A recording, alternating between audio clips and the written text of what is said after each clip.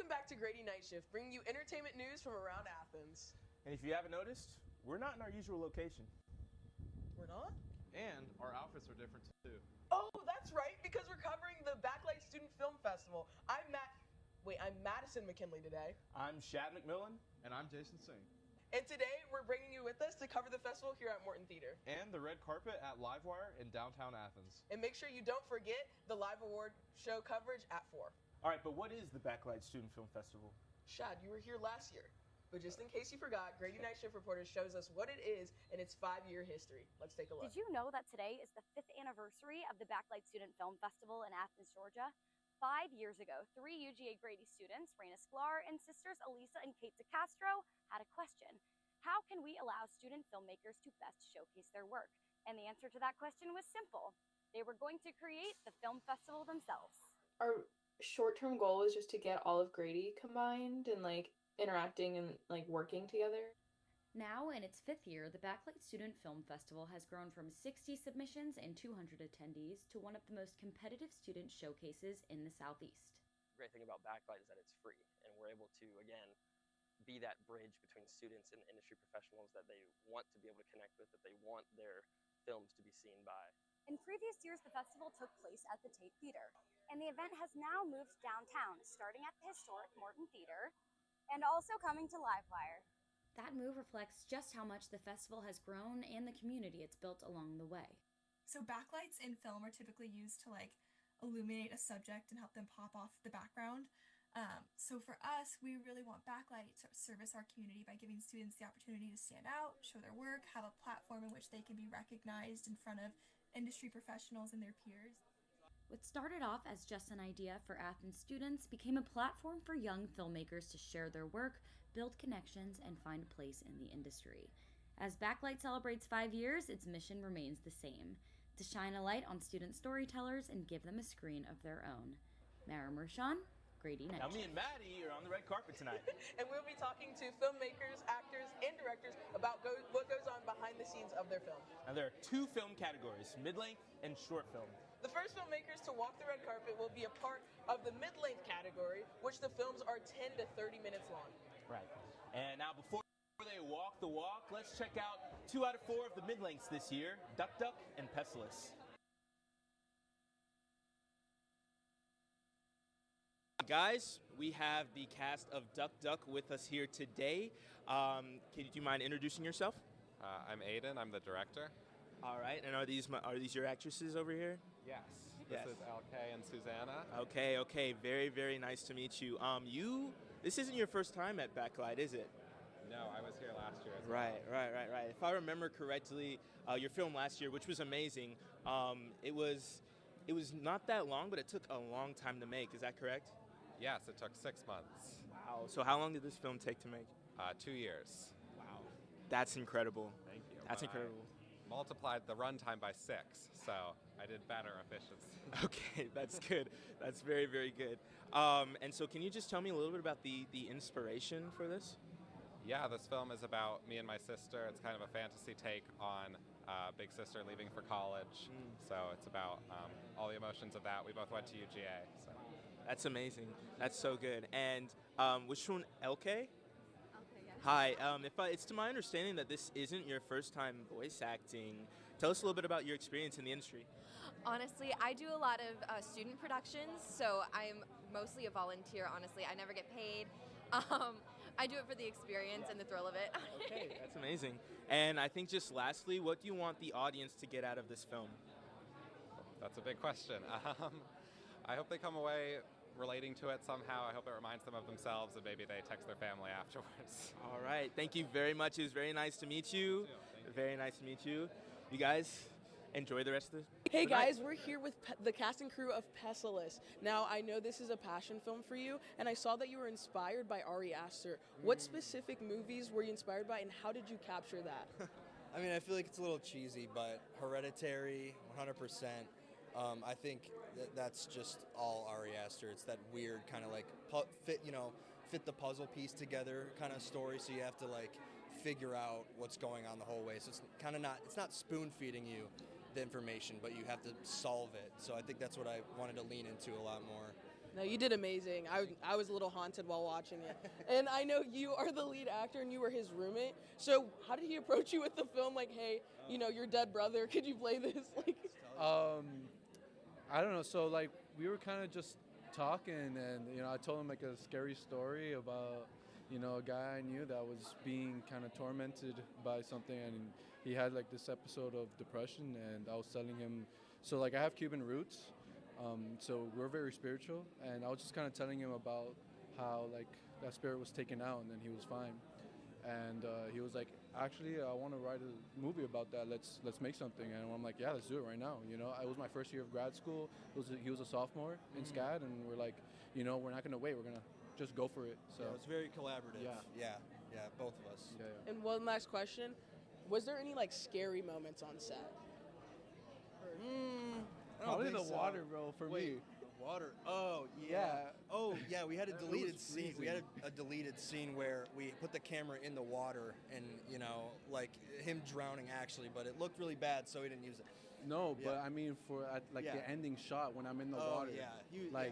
It was really You cold. couldn't breathe for a little bit. It was really cold, and I'm just like in the water, like freezing my butt off while I'm getting like splashed, and it's like almost nighttime. Yeah, so it was fun to watch. It was like We Blue had fun to Hour. do it. Yeah. Hey, anything for the movie. Thank you guys so much. You're amazing. Appreciate it. Some really amazing films and people already. Can't wait to see what the rest of the event looks like and what a cool red carpet setup we have. Last year, the event was held at the Tate Student Center at the University of Georgia campus, but this year they switched it up to Livewire and the Morton Theater in downtown Athens. Grady Night Shift reporters explored and learned more about these new venue locations.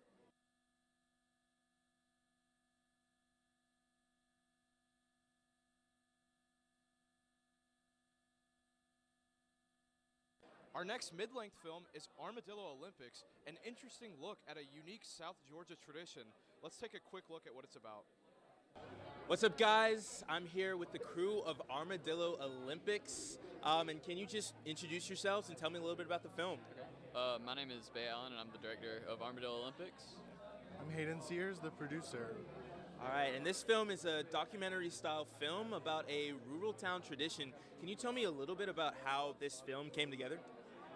Yeah, so I found out about the event back when I was in high school in Brantley County, and it was always like kind of in the back of my mind. And then I ended up going to Georgia Southern, and I kind of fell into the documentary pathway there. And when it came time to do like thesis projects, I needed a project to pitch, and I remembered that story, and I was like, well, I have access to that. It's a fun story, and so we pitched it, and it got selected, and we were able to produce it. That's awesome. Now, can you just tell me a little bit about like how you put this together? What was production like? Was it just you two? How did this work? So we had around 5 or 6 people total that worked, like had hands on the project. So for the actual production, it was me. I had James Rowe, who he helped me with cinematography and did some sound stuff. Kyle Hill, who was our main sound guy. And then we had a couple people come in as like PA help. And then he helped with some of the producing stuff behind the scenes. And then afterwards, we had an animator friend of mine come on and help us with some of the animated segments. The animation in this film is outstanding. It's incredible. What inspired that kind of style? Well, what inspired it is, like, I knew we needed animated segments because there's no archival footage of the event. There's photos, but there's no footage of the event happening. So I knew I wanted to use animation from an early stage of the project, and I can't draw. So what I ended up doing was I took archival material from the event, like posters and illustrations, and I kind of cut them out in Photoshop and just kind of like, animated the little characters and everything. And then we got to the point where I needed, like new assets drawn and everything, and I can't draw, and that's when I brought in an outside animator. So everything that's hand drawn is her, and then the existing illustrations was us. Right. That's so amazing. Thank you so much for talking to me, and enjoy the rest of the award show. Thank you. Now let's learn about our last mid-length film, Tenderloin. Hey guys, I'm here with the crew for Tenderloin. Now, Tenderloin is an amazing film. It deals with social commentary, but also like comedy. How did you balance that? Yeah, I mean, I think all satire should have like something that rings true about the real world. And that's what I look for when I'm writing. I like to look for inspiration in the real world. So of course I was looking at celebrity trials. I know the Amber Heard, Johnny Depp stuff was not too long ago when I was writing this. So it was just like interesting to see how people can be so split and divided on one person like this. And I thought it'd be fun to poke fun at that, just because seeing the social media response to some of these celebrity trials is just kind of silly. So why not make it silly with a puppet? No, you did an amazing job. I have a quick. Who wrote? Did you write all those jokes? Yeah. The script is written entirely by me. That's amazing. Like, did that come off that straight off the dome, or are you just like? There was a long rewrite process, but most of the ideas were just things I thought were funny. Just stupid pig puns a lot of the time. But it was a lot of fun, and I had a great team around me telling me that they thought it was funny, so that made it even funnier. Like, just all the better. Yeah. That's awesome. And my last question for you: if Tenderloin was here, what would he say? He'd say, "Get me the hell out of jail." Right. Yeah. Thank you guys so much. Of course. Puppets and animations, there's a lot of variety to this year's festival, but how do student filmmakers pay for their films? Well, a lot of them self-fund or crowdfund. Grady Night Shift reporters Camilla O'Connell tells us more.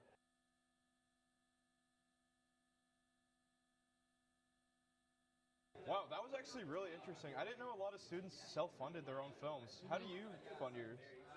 My mom, crying, TikTok live, whatever I can. Hey, any way you can. When we come back, we'll look at filmmakers a part of the short form film category. When I was in foster care, I never knew when I would have to move. So I always had my suitcase ready to go. Then one day, I was adopted. My new parents opened their hearts and home to me.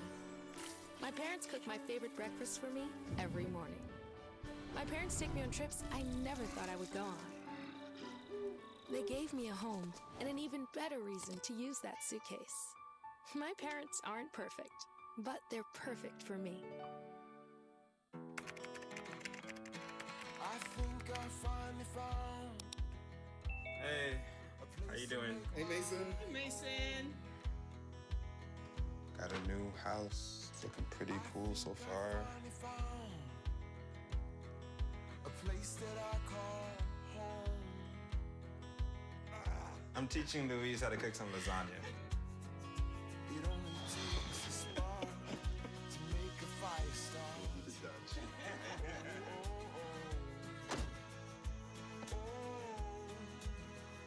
Thank you. Study, please.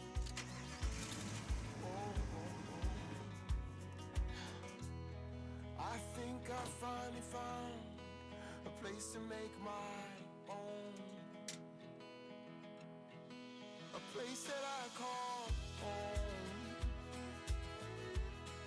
This place that I call home. You're home before sunrise. On top of the house, the kids, and our future. The smell of your cooking is our alarm clock. My Shiro's day is never done.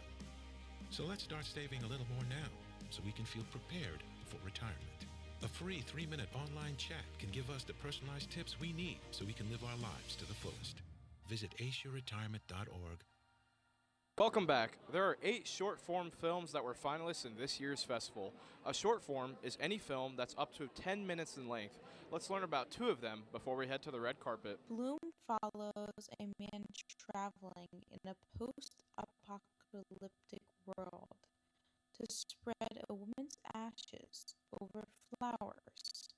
Al Coda is about a musician's struggle with depression and addiction that leaves his best friend holding on to music. Hey guys, I'm here with the cast and crew of Al Coda. Can you guys just introduce yourself a little bit and tell me about the film? Totally. I am Delaire Gackle. I am the director and writer of this film. Hi, I'm Savannah True. I'm the production designer, first AD, and producer. Hi, I'm Eric Walters, and I'm the director of photography for Al Coda.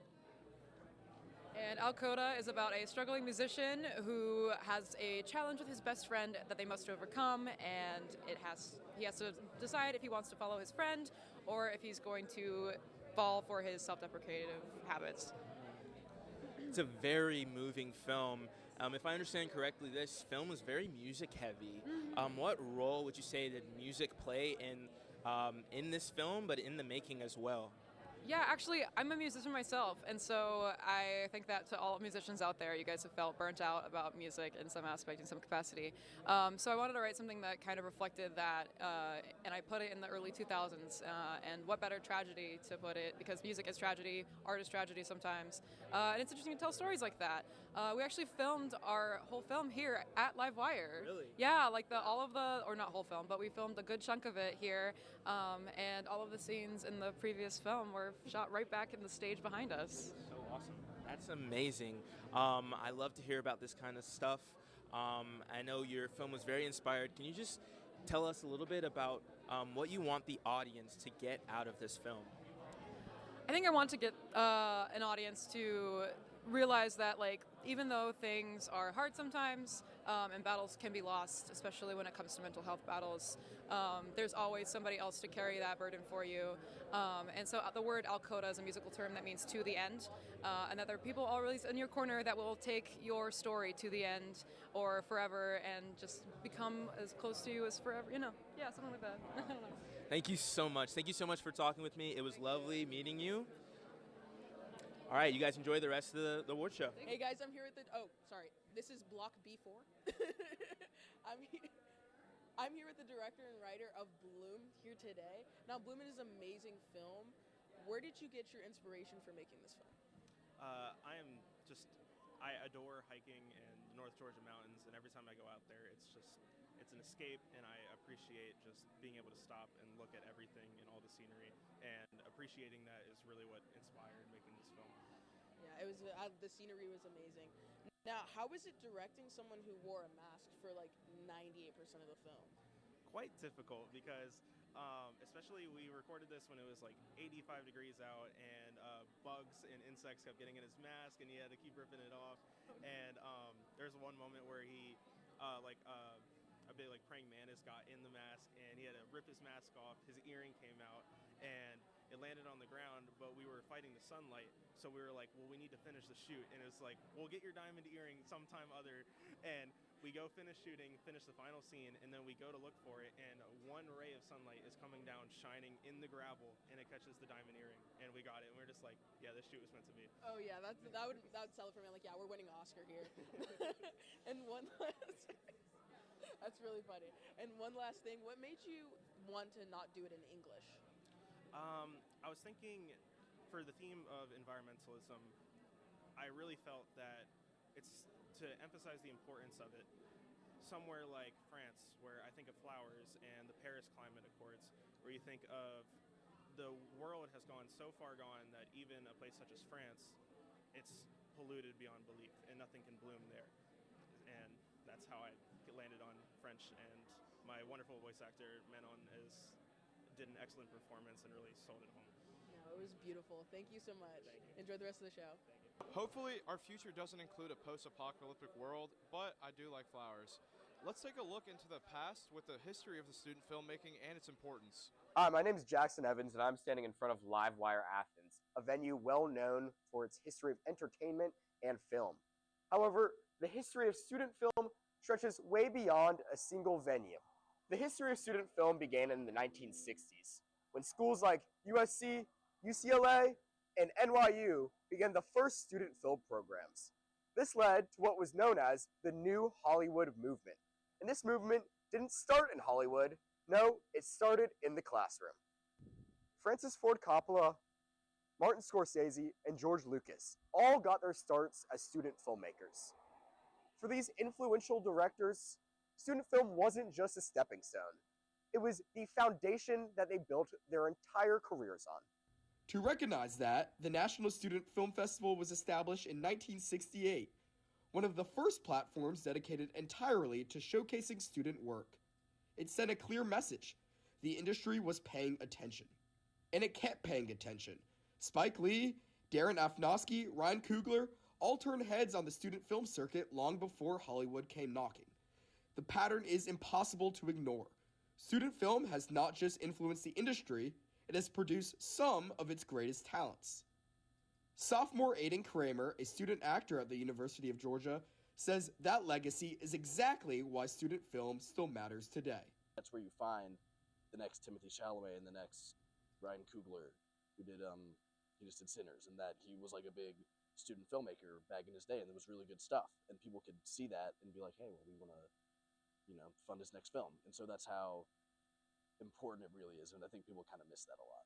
That importance stretches beyond directors. Some of the most recognized actors in the world built their earliest on-screen experience through student productions, developing their craft on small sets with small crews and no margin for error. And today, that experience is more within reach than ever. The rise of smartphones and accessible editing software has stripped away the technical barriers that once made filmmaking exclusive. Fellow UGA student and actor Wyeth Karp says that shift has opened the door for an entire new generation. The majority of stuff that I've done has been, literally with an iPhone and a green screen and like iMovie pretty much. So I think, the barrier to entry right now with, indie films and all that stuff is super low. And I think, again, it's a great opportunity to get exposure, get experience, and, just make art and have a fun time with it. From the film school classrooms of the 1960s to productions happening on campuses across the country today, student film has quietly shaped the industry at every level. The next great director, the next great actor, they might be getting their start right now. We still have a lot of short forms left to go. Let's learn more about They Were Buying Us Drinks. They Were Buying Us Drinks follows Ellie, who wakes up after a night out and revisits it with her camcorder that leaves her feeling uncertain about her friendships. Hey guys, I'm here with the cast and crew of They Were Buying Us Drinks. To start off, would you just introduce yourself and your role in the film? Hey guys, my name is Juan Sebastian de Lima, or JD. I'm the writer, director, editor, and producer of the movie. And here's my friend Preston. Hi, I'm Preston Liner. I'm an extra in the movie. Awesome, that's so awesome. So can you just talk to me about a little bit about what inspired this film? I know it's an all-female cast. It's an interesting topic. I'd love to hear about how this got started. Yeah, as you mentioned, all-female cast. That's mainly because there's a whole thing about roles and who are the actors at SCAD. Most actors at SCAD are actually like 70% are women. And most of the roles for theses, for any roles, basically is men. Yeah. So I just wanted to give out a little bit more to my fellow peers as women, just a majority. It's like 80% at SCAD are women, which is an insane statistic. It's like, so you just got to give out a little bit more to them. And I mean, towards the inspiration, probably like French New Wave. Yeah. You know what I mean? Okay. French New Wave is a bit inspiration for me. I mean, Tarkovsky is not French, but like Kieslowski, I mean, just like European cinema in sense is great inspiration for me. I loved the vibe of this film. I loved, the editing and everything that went into that. I know you go to SCAD, so I mean, you must be very talented. This was an amazing film. And just lastly, really quick, would you like to tell me what you want the audience to get out of this film? Well, the film was mostly made for the audience. I thought about like ancient Greece and like the theater, the morale school and stuff. And I wanted to, I just wanted to make the people think and reflect upon themselves. Just understand a little bit more about themselves while they're watching the movie. Right. That's good. That's so great. Thank you so much for meeting with me. It was very nice to meet you both. Oh, yeah. And enjoy the rest of the award show. This year's finalists are from 5 different colleges, including SCAD, Kennesaw State, Georgia Southern, and Georgia Gwinnett College, but 7 of the finalists are from here at the University of Georgia. Grady Nightshift reporter spoke to some of the UGA filmmakers and how the community courses at the school support them. The Backlight Student Film Festival was founded in 2021 by 3 University of Georgia students. The festival is still hosted here in Athens today. The festival receives many submissions from students across the state. However, there is still a heavy UGA presence. Sam Morgan, writer and director of I Love You Bro, talked about how he feels about having the film festival still hosted here in Athens. It's really nice to have such a big festival sponsored by the school taking place here in Athens. I think it's just such a great opportunity for us students to have our work screened and to go meet and network with other people and see great work too. So yeah. Another UGA student and Backlight nominee, Andy Sloth, who wrote and directed Tenderloin, talked about how his time at UGA has helped him grow in the film industry. I think my UGA courses definitely helped. Like I said, coming from Iowa, I didn't know many film people and didn't really know any set etiquette. So we were connected to some great professors, both here and at Georgia Film Academy, who helped teach us those things. So that was definitely helpful. UGA led all universities with 7 nominees across the different award categories. UGA also hosts an EMST program with around 200 students, meaning that there is no shortage of student films. Morgan talks about the advantages of making films while at the university. The film community here in Athens and at UGA is great.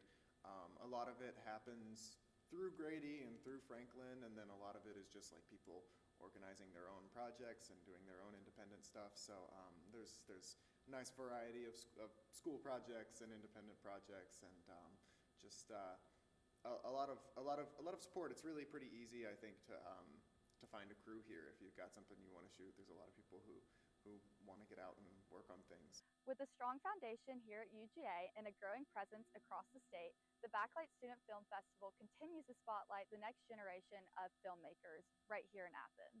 Let's take a look at our next short film, one that I personally found very funny, I Love You, Bro. I Love You, Bro shows 2 decade-long friends debating whether men should say I love you in friendships. I'm here with the crew of I Love You, Bro. Now, this film is really funny, but it also handles some like real topics. How do you balance that? I think it's I guess not a matter of balance. I think comedy is just a really good like Trojan horse for that kind of thing, and it's the easiest way for me to get that kind of thing across and to get the kind of message across that I wanted to get across is to try and make it funny in the process. Is this inspired by like your real life or? Yeah. It's about. I mean, it's a film about men and masculinity and how. It's not about like the deepest, darkest like places that masculinity can lead guys, but it's about where it leads more of us in the sense that it makes us just kind of like weird and closed off and like bad at having relationships with other people. So yeah, it's definitely based on some like real life experiences with guys who maybe didn't have everything, maybe had some internalized stuff they hadn't worked through yet. But yeah. What was your favorite moment filming this film? Isabel, do you have a favorite moment that comes to mind? I loved when he like mixed up because the throw up is obviously not actual throw up, and you came up with like a really gross concoction, but it was just sitting on the counter in like a clear glass, and it was just disgusting to have to look at and pass by. Can I ask what the recipe was? Yeah, the recipe is crushed up saltine crackers. Those are for the chunks, and then just like a little bit of water, of course, so it has like a liquid consistency, and some food coloring, some like reds and yellows, so you get that nice like pukey brown color. Was that like one take or was that multiple? Like he got it on the first take. Yeah. It was the first take. He locked in because he didn't want to do that again because the texture, as you can imagine, the texture is not super pleasant of that, but it doesn't taste too bad. Through a rough time. I felt so bad for him. He just had to keep it contained until we said action. It was very disgusting. That's amazing, guys. Thank you so much. And final thing, love you, bro. Love you, bro. I love you, bro. Thank you, guys. Enjoy the show. Wow, you know what? We need to tell our friends that we love them more often. I need to find Chad, speaking of that. But we will see the rest of the short-form filmmakers on the carpet when we get back. People do some pretty cool things in their 40s and 50s. Why should saving for retirement be any different? I mean, they go back to college, learn new instruments, start skateboarding.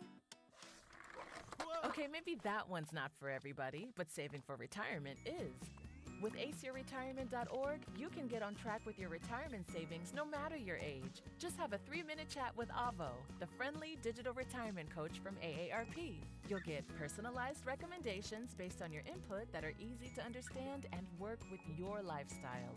It's quick, easy, and free. Plus, it's sponsored by AARP, so you know they got your back. Gnarly move, Dad. Thanks, sweetie. So, wherever you are in your retirement savings journey, head to aceyourretirement.org and start chatting with Avo today. That's aceyourretirement.org.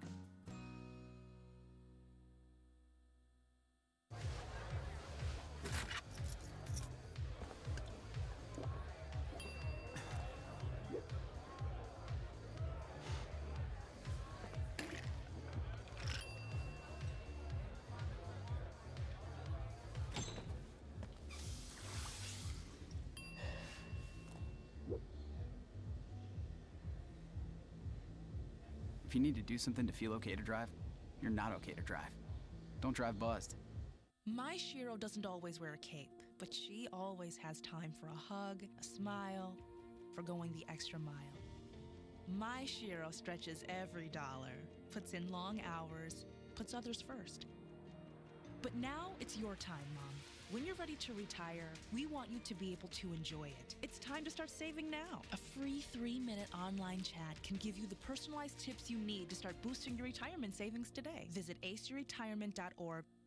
2 envelopes follows a mailboy who delivers bad news via envelopes throughout his neighborhood and to his own house. What's up, guys? I'm here with the cast and crew of 2 Envelopes. Hi, nice to meet you. Can you just introduce yourselves to me and then talk a little bit about the film? For sure. I'm Martin Carter Scholl. I'm the director of the film, writer, and producer. I'm Thomas Livingston. I'm a co-cinematographer on the film. I'm Tal Smith. I'm the other co-cinematographer on the film.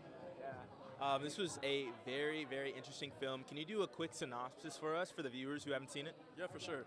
So, a mailboy lives at home with his father, and he goes out and delivers bad news envelopes around his town at night, which predicts the fate of the people who live in his town for the next week. So they subscribe to it so that they can know all of the potentially bad things that will happen to them over the course of that week. And him and his dad are also subscribed to that news herald. Right. And he gets back home one night and he has envelopes for himself. Reads one of them, sees that his father is dead, walks in and realizes that his father is dead, and contemplates opening the second envelope. Awesome. And I know that if I'm correct, this film was written in 2 weeks and shot in 2 days. I know also you had your father on this film. Yes. Talk a little bit about that. Yeah, so writing process, the shooting process of this went by very quick. And yeah, my father played the dead father in the film, so it was a difficult production, but also a very surreal and intimate production. Seeing my father dead and telling my father to die. Right. So yeah. And can you just talk to me a little bit about what you want the audience to get out of your film? Nothing specific. Just I think seeing themes in the film in themselves and reflecting on the themes of the film, whether that be like a world that is overly predictable, the control of corporations and news outlets over everyone's lives, their experiences with their parents. So I just think, internalizing some things that are part of the film. So yeah. All right, thank you so much. It was very nice to meet you. Meet all of you guys. You did an amazing film, and you all enjoy the rest of the award show. We have a couple of directors and actors waiting on the red carpet right now. So let's get a quick recap of Made with Love and Countdown.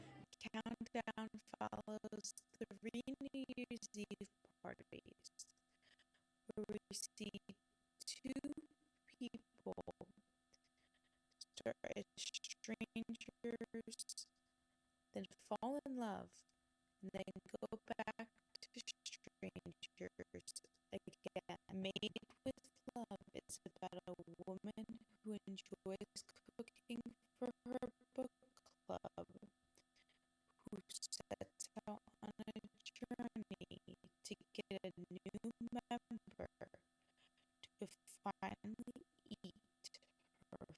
I'm here with the crew. Well, you're the director. Yes. The director of Countdown. So, what would you say was your biggest learning curve while making this film?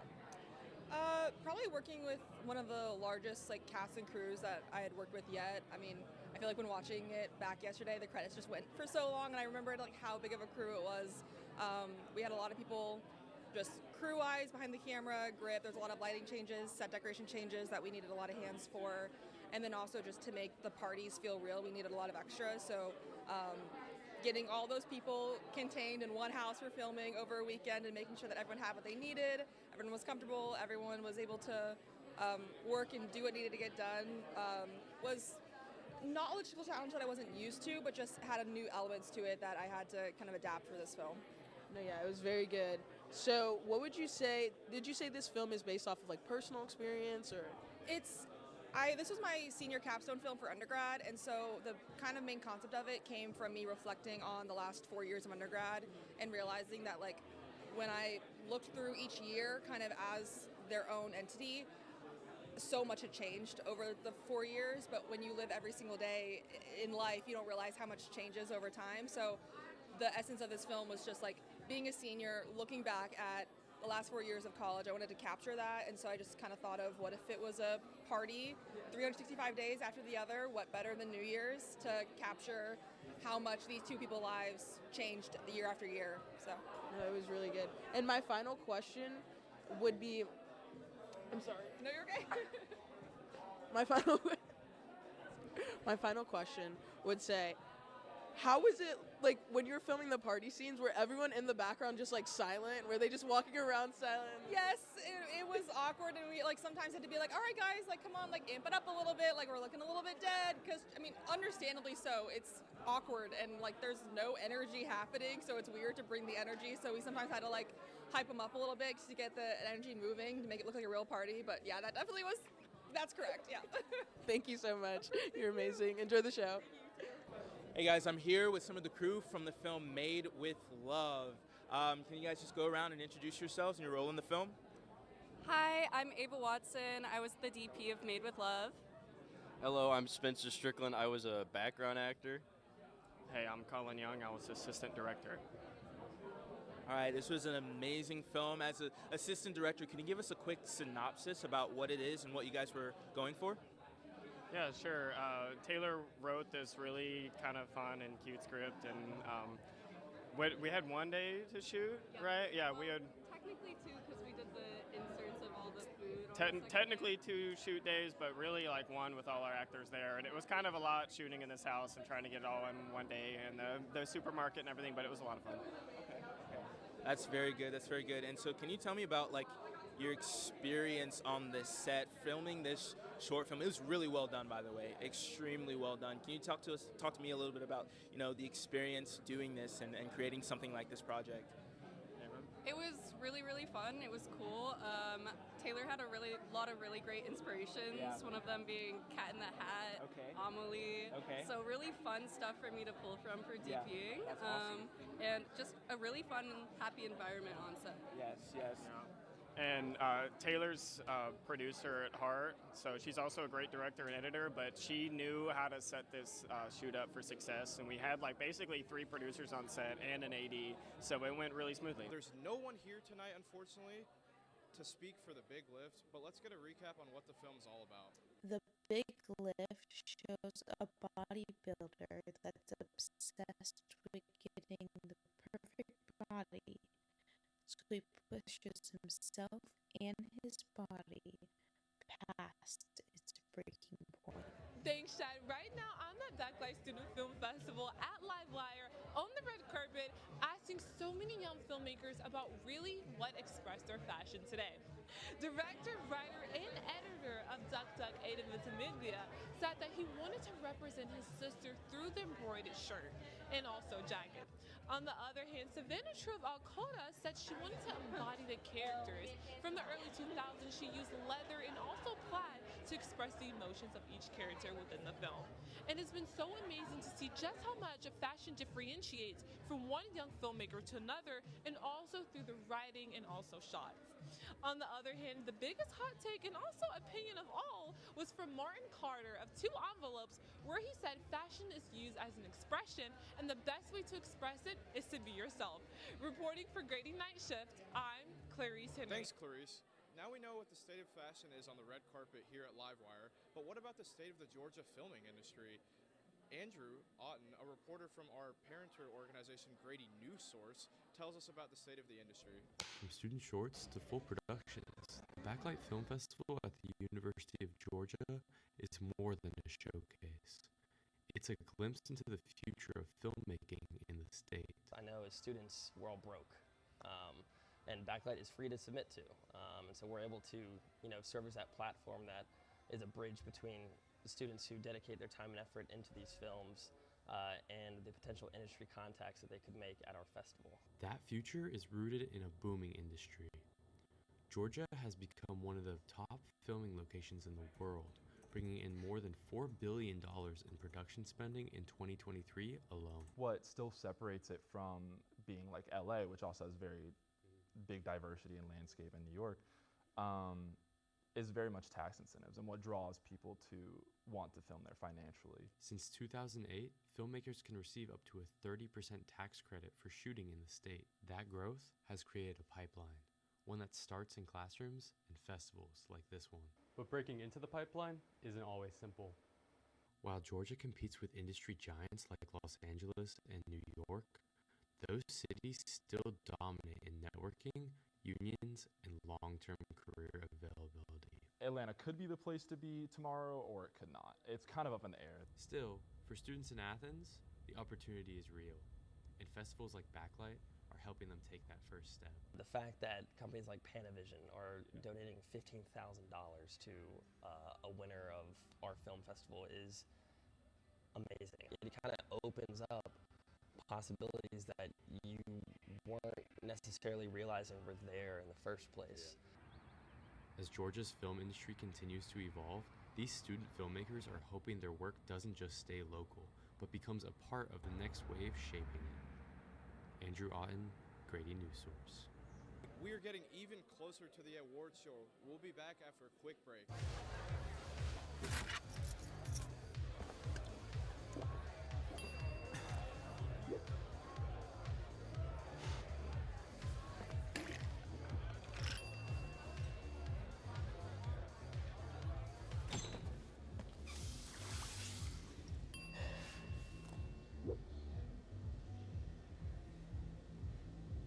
If you need to do something to feel okay to drive, you're not okay to drive.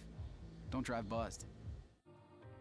You're home before sunrise, on top of the house, the kids, and our future.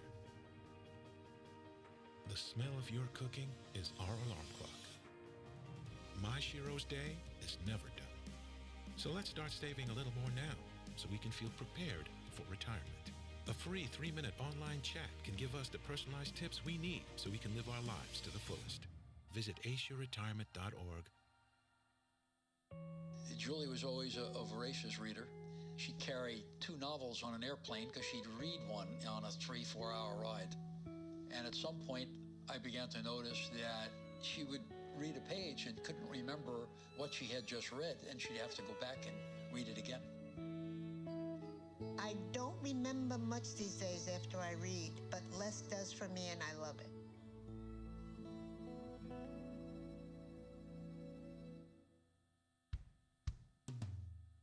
Hey world, I have a quick message. It's about safe driving. All right, let's go. Anytime you're driving, have the seatbelt buckled tight. Both hands on the wheel and your phone out of sight. When not in your hand trying to text somebody back. Because if you do, your car might get smacked. The moral of the story, just put your phone down. The people on the road will stay safe and sound. Put your phone down, put your phone down. People on the road will stay safe and sound. Yeah.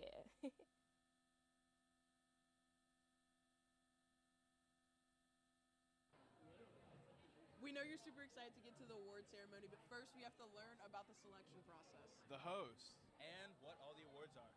There are 13 awards for the films and a Luminary Alumni Award. There's Best Director, Best Score, Best Short Form. And the list goes on and on. But before we get to the ceremony, let's learn more about the Backlight host. And no, unfortunately, it's not us. We're the anchors of Grady Night Shift. That's right, they have their own dynamic duo. Let's learn more. Throughout the Backlight Student Film Festival, 2 standout personalities stay at the center of it all, the hosts. This year, that dynamic duo is Leah Perry and Eniola Badejo, guiding us through the red carpet and award show for one of Athens' most exciting student showcases. I sat down with Leah, who's a UGA senior studying entertainment and media studies as well as marketing, building her foundation for a dream career in acting and writing. And I especially love film. So dream-wise, I would love to be an actress or a writer in the film industry, but I also love marketing. So And that time at UGA has only deepened her love for storytelling. Specifically, what makes a film truly stick with you. the reason why I like writing and acting a lot is just like understanding like who this human is and how their brain thinks, what actions are they going to make if they're given a certain scenario, and like how to showcase that. And I don't know, I just find that really interesting because at the end of the day, we're all human, and that's kind of why I feel like we connect to film so much, is because we get to like live out these stories with these other characters. But how did Leah get involved in the Backlight Student Film Festival? This is my second year doing Backlight, so that's super exciting.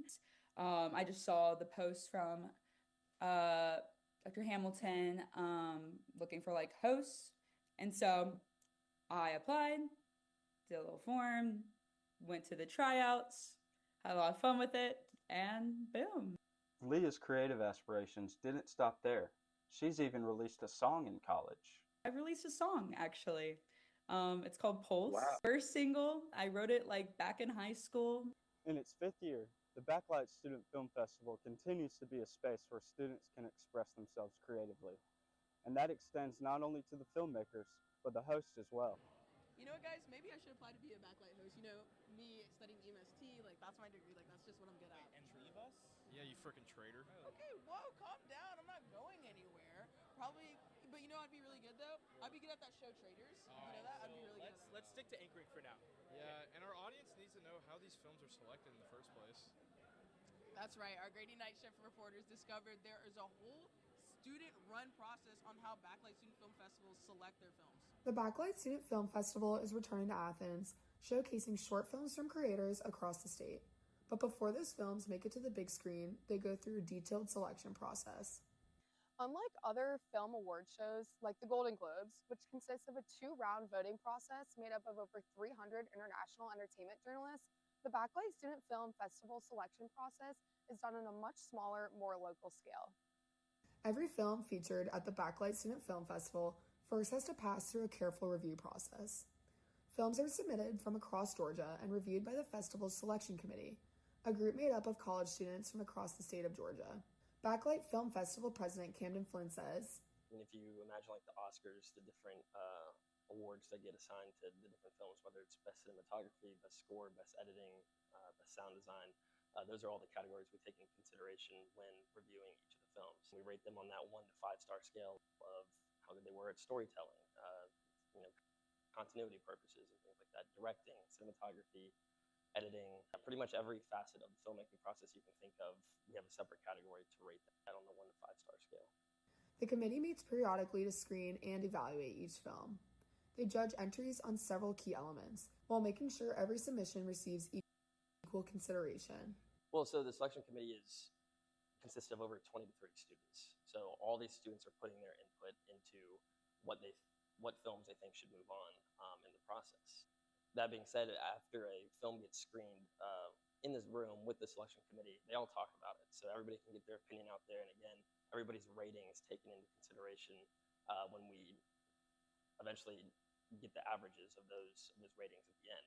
Selected films were showcased during the Backlight Film Festival last night, which gave these filmmakers a chance to share their work with audiences right here in Athens. There's a new award at the festival this year called the Peabody Student Collective Award, which is an organization at the Grady College here on campus. Grady Night Shift reporters spoke with members of the organization and what they do.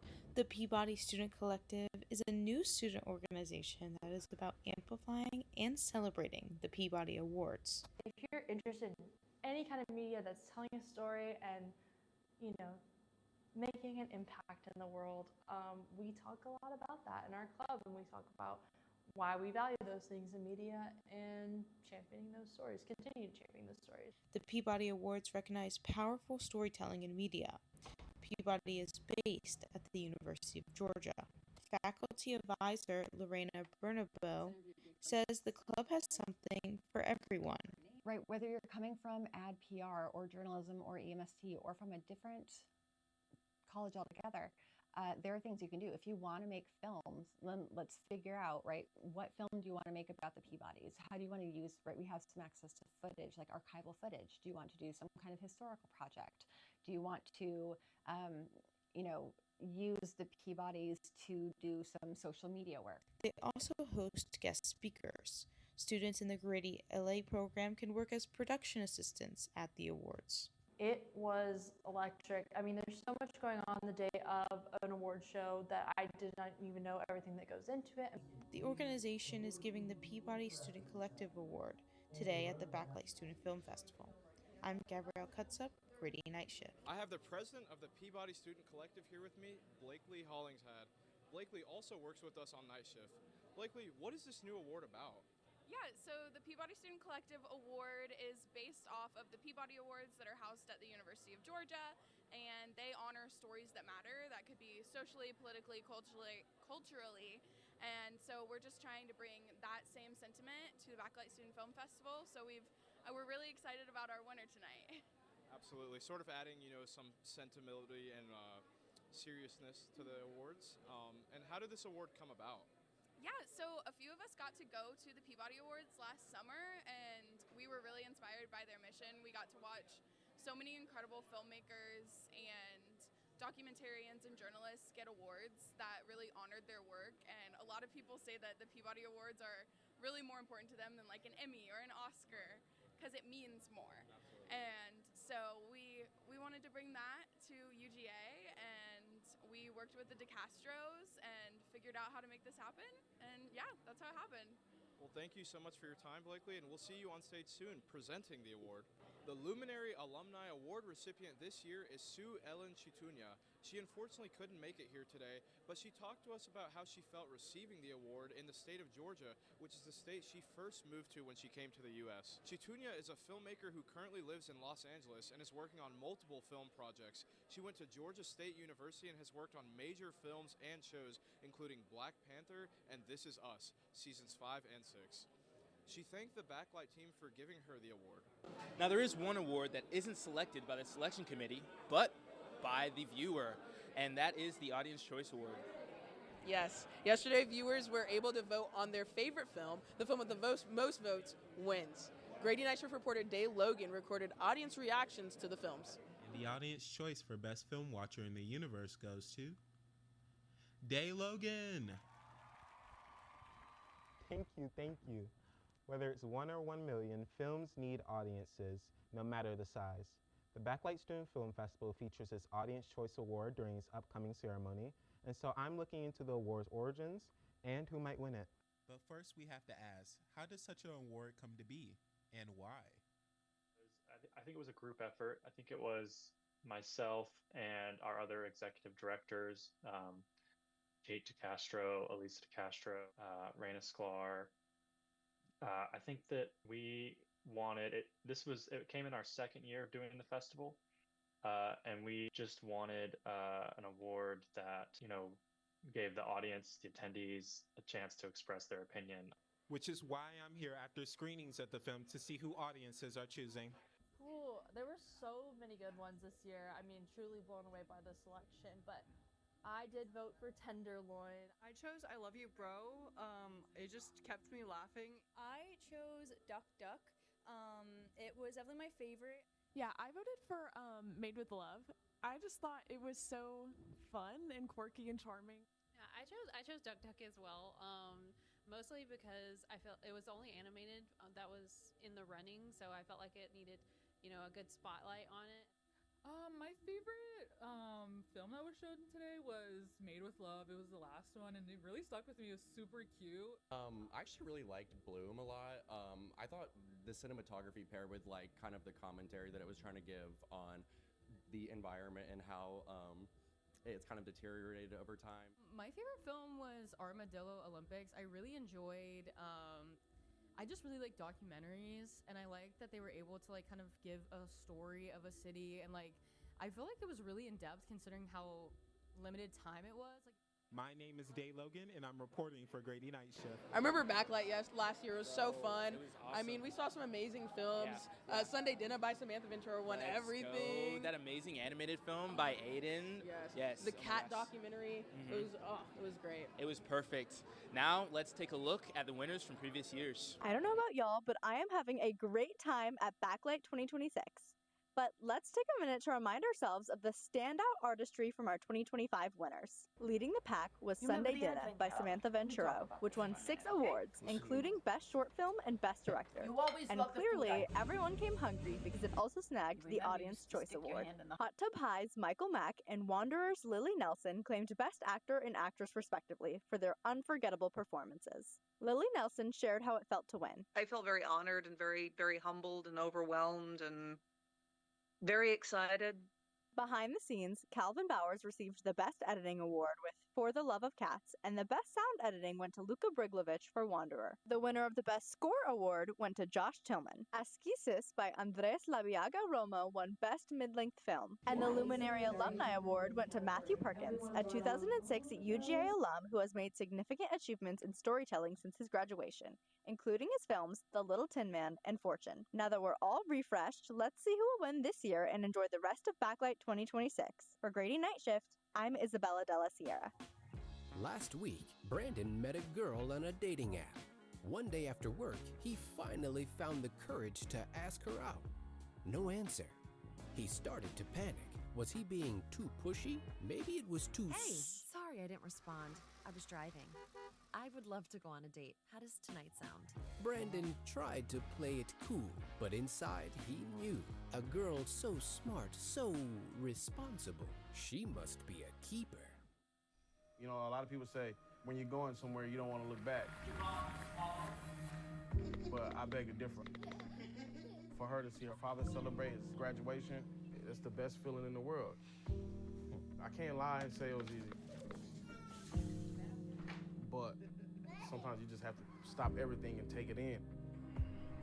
I looked at everything in a different light. I realized it started with me going back and getting my high school diploma. Jordan knows he shouldn't eat this entire bowl of nachos, but tonight he's earned that right. Because a few hours ago, in the middle of happy hour, he recognized a sign. Not from the gods or a bolt of lightning, but from a double heart, a kissy face, and a fourth ha in ha ha ha. That's when Jordan knew he was buzzed. So when it was time to go, he got a ride home instead of driving. Be a legend like Jordan. Recognize your buzzed warning signs and get a ride home. Buzz driving is drunk driving. There is a road laid out for me. First night here, but Amy seems cool. Leading down to the river. I am blind, but I need not see. What do you think? I know this road is there for me. If I'm really free, take me down to the river and walk. The awards show will begin right when we get back from break.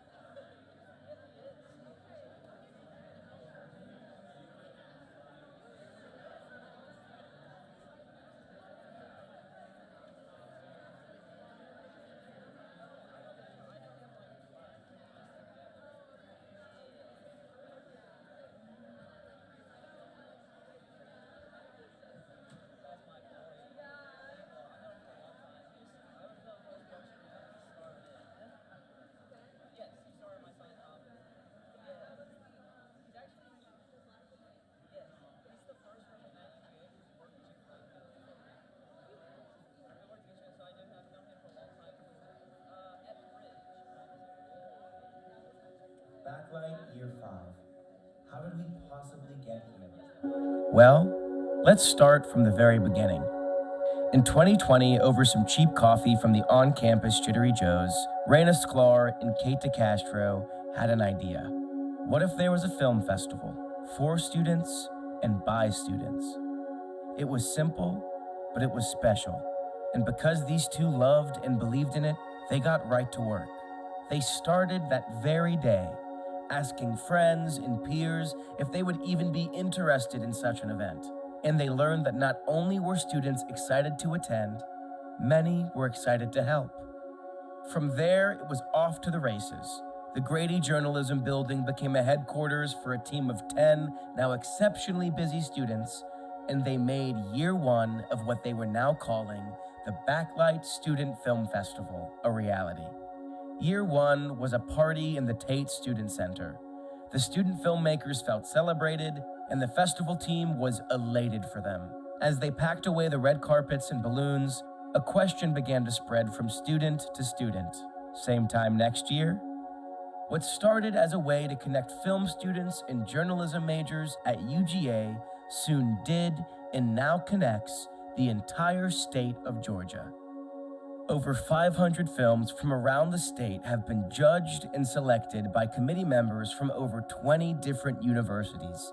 Each of the 500 films we've seen so far, raising the bar for those to come. And that's truly just the tip of the iceberg. External industry professionals from studios, production companies, film offices, financiers, you name it, they have become a part of the Backlight community as well.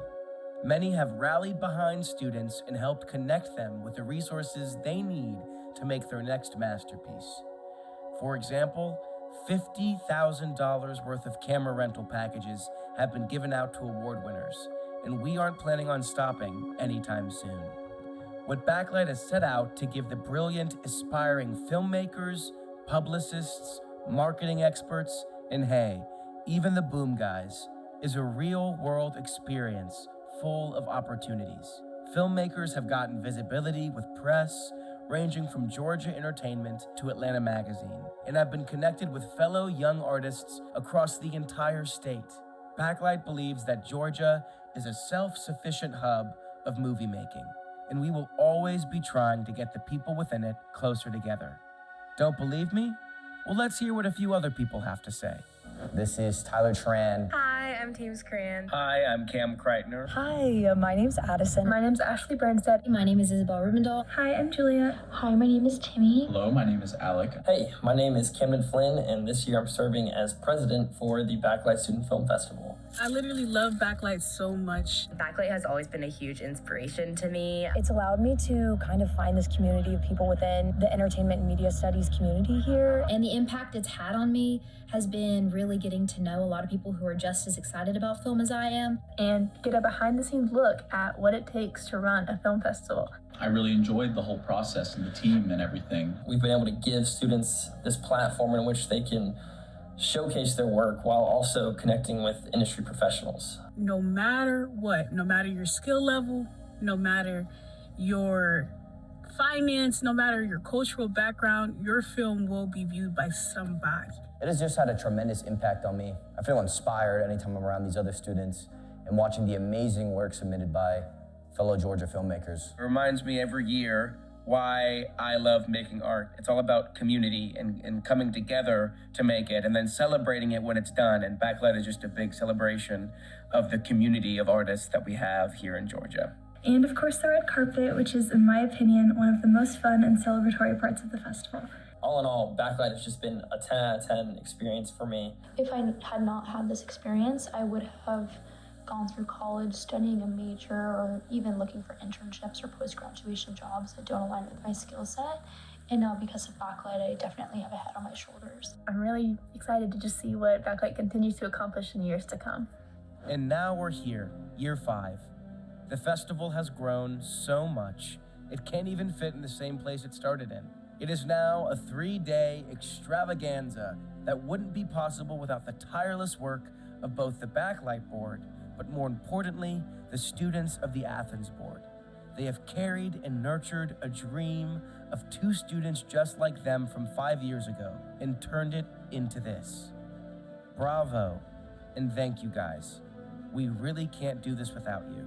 Now, everyone, take a second and look around at over 1,800 days of work. This beautiful festival is what we have to show for it. A place where young filmmakers can stand up and say, I am the future of filmmaking. And that, beyond anything else, is what Backlight has and always will be. Welcome to year 5. Here's to a million more.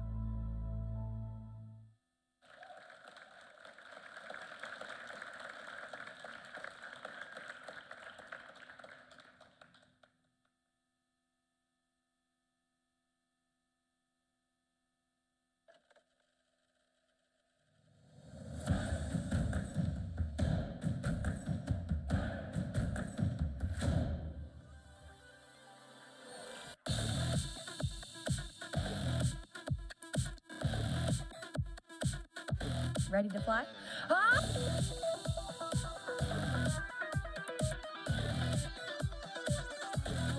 You ready?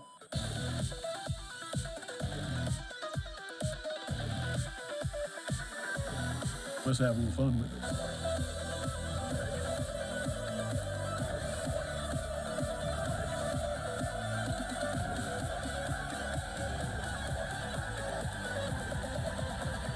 It feels so good to be back.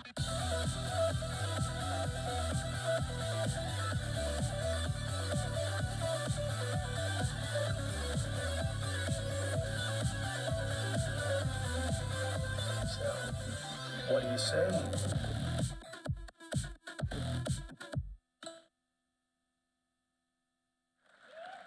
Friends and filmmakers, welcome to the 5th annual Backlight Student Film Festival Awards Ceremony. Now put your hands together for your hosts, Eniola Badejo and Leah Perry.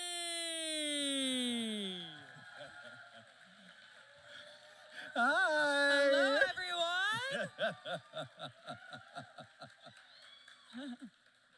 I'm Leah. And I'm Eniola. Good evening and welcome to the 5th annual Backlight Student Film Festival. It's like SNL 50, but for half the price! Eniola, this event is free. Best news ever, and I've seen Ariana Grande live. Backlight is a festival that promotes many things. Creativity. Originality. And artisticality. This year, the festival received almost 100 submissions. Can we give it up for that? Woo! And none of them were AI! She gon' get that, she gon' get that, she gon' get that!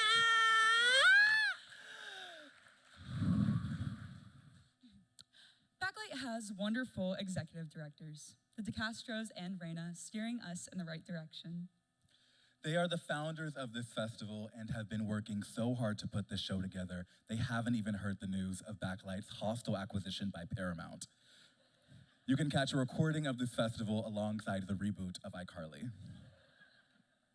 If you don't have Paramount Plus, so everyone, this is the first year we are live streaming Backlight, so you're in luck. And thankfully, no ads, so you never have to get interrupted from this face card. But if we get any audience boos, we do have some ads loaded. And I promise you, they're not the fun insurance ones. But this is a big year for awards. Autumn Durald-Arkapaw became the first woman to win Best Cinematography at the Oscars. Sinners was nominated for a record-breaking 16 awards. And our director of ceremonies, Cam Kreitner, was able to stay awake for yesterday's screenings. Let's give it up for that. Thank you, Cam. For those of you who don't know, that's about as big for Cam as the other two are for cinema. We love you, Cam. Please start drinking coffee. If you somehow missed this, the festival is celebrating its 5th anniversary. I mean, that's a deca. A deca? Yeah, half a decade. Hey, 5 years is a big deal, a huge deal. 5. A number that's so important to me. Because there were 5 members of One Direction? No. Oh, because, the 5 senses? No. Because of Stranger Things Season 5? Girl, no! Oh, I got it. I know it this time, I promise.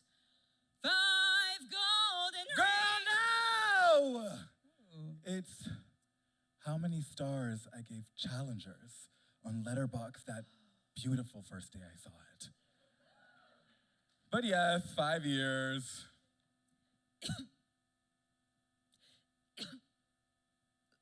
Girl, is you okay? Yeah, I don't know. I think, I'm just gonna have to take 5. Oh, you ate that. She had me worried though. You know, people think student filmmaking is the best thing ever, which it is. But sometimes it is just one battle after another. And it leaves you and your crewmates all feeling like sinners. Sometimes it can just be wicked, but for good. Movie magic, flip it around, Wicked Witch! Yes. And when you finally see your work on the big screen, it leaves you with a lot of sentimental value. And Frankensteinly, student films can take you to new heights. Some that are even wuthering, right? Right. And you know, once you made your first film, Okay. you get that like filmmaking bug. Okay. You could even say you got that the begonia, the bug on you. Yeah. Are there any more? F1. We look forward to sometime soon when the puns in this joke are replaced with student filmmakers here today. Oh, and you know what? I just remembered. We haven't gotten any photos here at Morton yet. We have to take some. Leah, we are hosting an entire award ceremony right now. I know. But it's gonna be really hard to get a photo with everyone later. And I figured, you know, we can do it like Ellen. Okay. You have your phone? Okay. Okay. Are you ready? Uh-oh. Y'all looking good? Is y'all looking good? Is y'all looking good? What is this? Let me see this. Leah, this is not giving Ellen. This is giving Helen. I like to see you do better. Girl, if you keep playing, I'm about to tell everybody your real thoughts on opera and ballet. Next joke. That's what I thought. Best production design. Best cinematography. Best editing.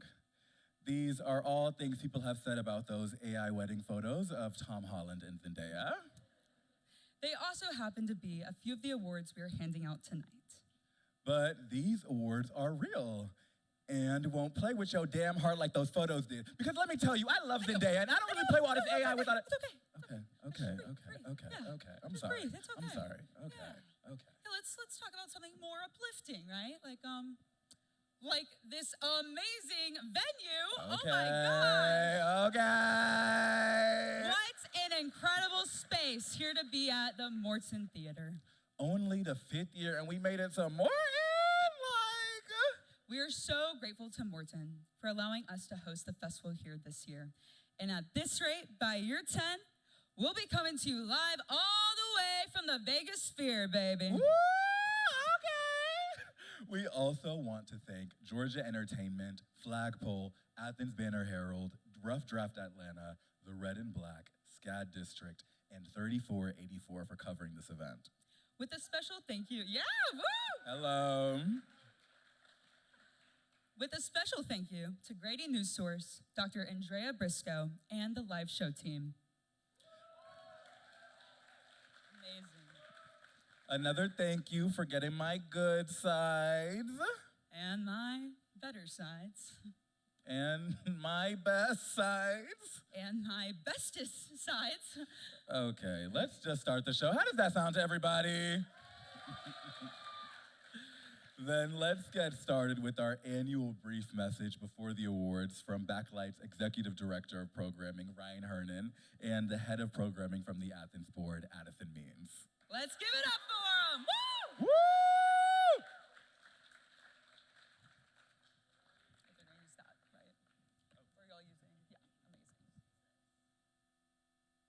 Well, here we are, Ryan. We are back for Backlight Year 5. I'm Ryan Hernan. I'm the Executive Director of Programming on Backlight's nonprofit board. I'm Addison Means. I'm the Student Programming Coordinator here in Athens. And this is the part every year where we explain to you how our selection process works, how these films get here, how the awards get picked, what we're doing here. But it's also the second year of a new tradition that we started last year where we give out the Best Programming Coordinator Award. Last year, Camden, who's now the student president, won the award. I was a little upset. I think it was a little rigged. So I think this year is my year to take it home. And I don't think there's anything that I could do to lose this award.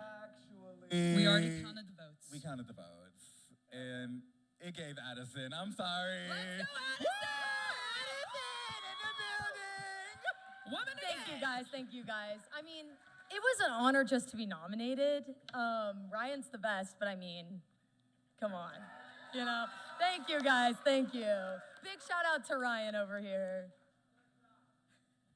It's deserving, and she is now going to take you through some of the steps of our selection process.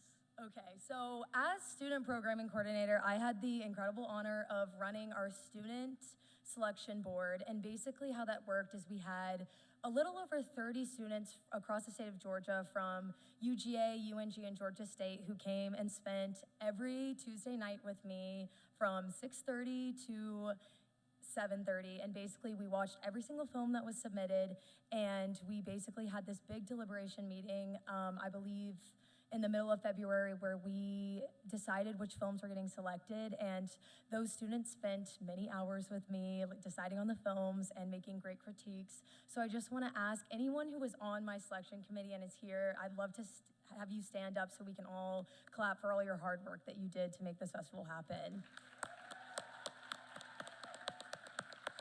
Thank you guys, it was a great year. And basically, yeah, keep clapping, they're great.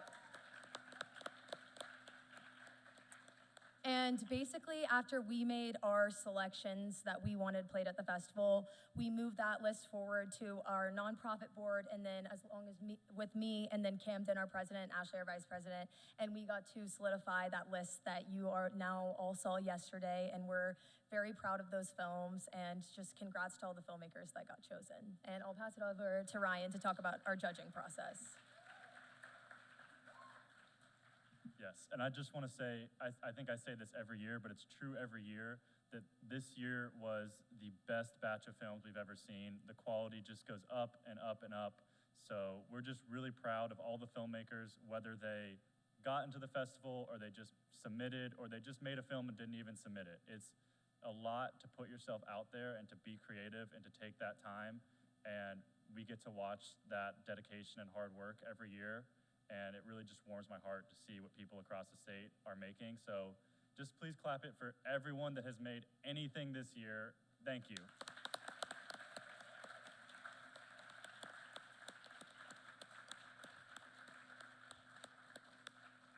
And I know we want to get to the awards, so I'm going to wrap it up. So after the films are selected for the festival, we send them off to our wonderful judging panel. Our judges are composed of professors from schools across the state. We have UGA, Georgia State, Georgia Southern, Georgia Tech, North Georgia, Kennesaw State, Columbus State, and West Georgia, all represented on our judging panel. And they screen every film that plays in the festival and vote on every single award. So please give a round of applause to our judging panel for their hard work.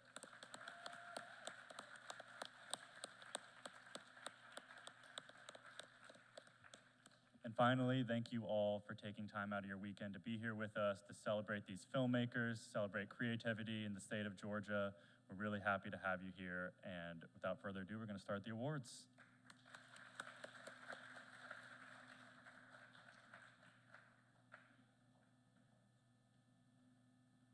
Let's give it up one more time for Ryan and Addison. You know, Ryan does a lot for this festival. But one thing he can't do is take a picture to save his life. Yes, this is what he sent us when marketing asked for a headshot. Luckily, he's not nominated for this next award. To present the award for Best Cinematography, please welcome Sam Bentley from Cinder. Woo!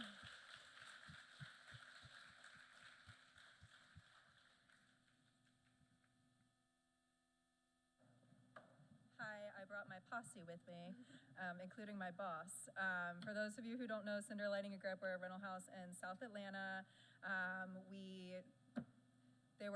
Cinder was created in 2012 by two independent filmmakers with the explicit goal to support independent filmmakers. And with over 10 years in business, we still uphold that. We consistently support independent filmmakers, working with a variety of budgets, a variety of goals and ideas, from like interactive world building to like just standard indie feature productions. And it's something that's really important to us. So we're really happy to be here and to support Backlight, and we're really happy and thankful to Raina for reaching out to us. And yeah, we are here to announce the Best Cinematography Award. So the nominees are Eric Walters with Alcoda, and Zachary De La Garza, The Big Lift, Aiden Oleski, Pestilus, Cody Bende, Bloom, and the winner is The Big Lift, Zachary De La Garza.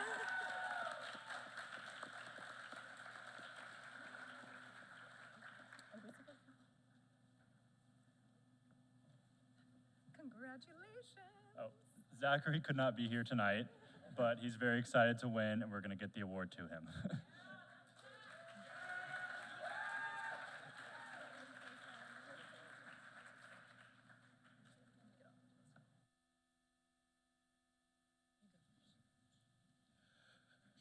One thing about me, I love BS. No way. You too? Girl, what would this film industry look like without BS? Yes. I mean, BS helps convey the emotion behind the film. BS wakes me up in the morning. And helps me go to sleep at night. What would this industry look like without BS? Cold. Dark. Unlivable. Please welcome UGA Professor Kelsey Schmidt to introduce the award for BS, Best Sound.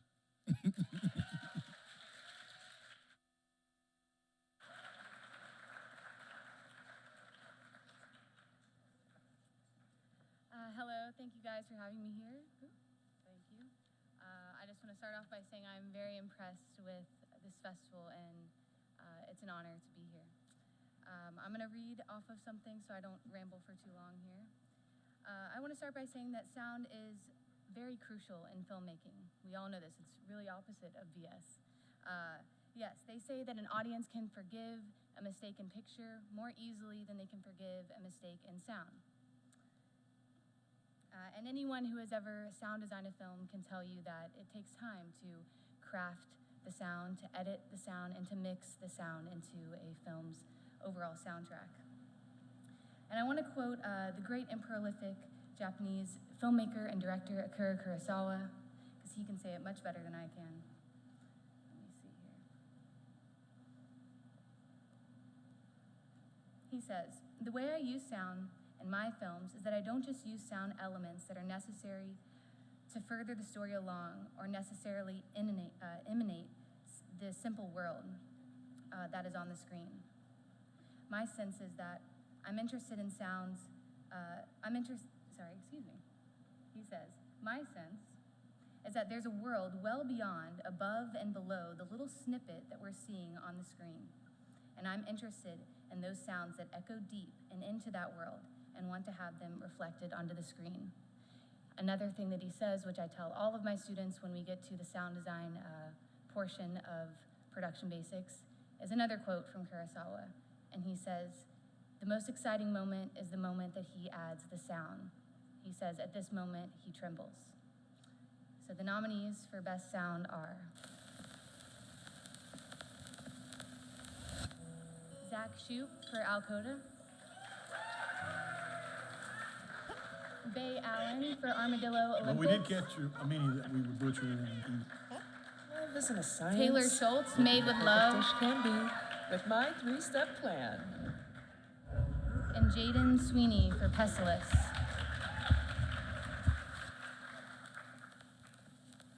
And the winner of Best Sound Editing is Pestilus by Jaden Sweeney.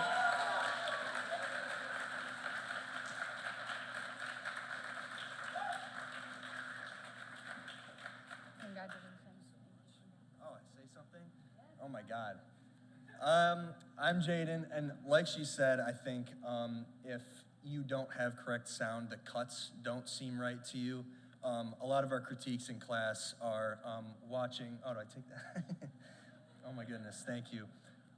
This is definitely very surprising. I wasn't here when we screened all the films, but I really regret it, so I want to congratulate everybody. I don't know, it's very surprising. I don't know what to say. It's my first film festival, so definitely very shaky, so thank you.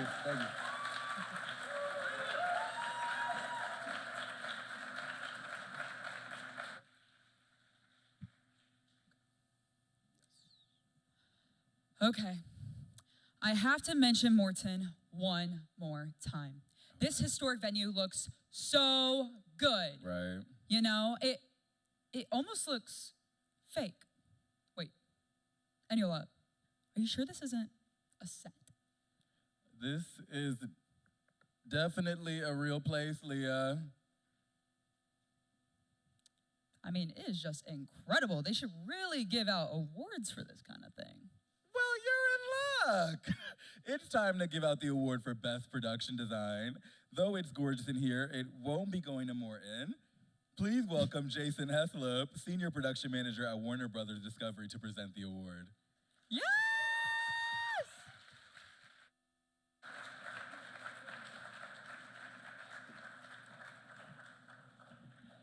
Good afternoon. I want to start out by saying how incredible all of you look today in your finest. You guys look awesome.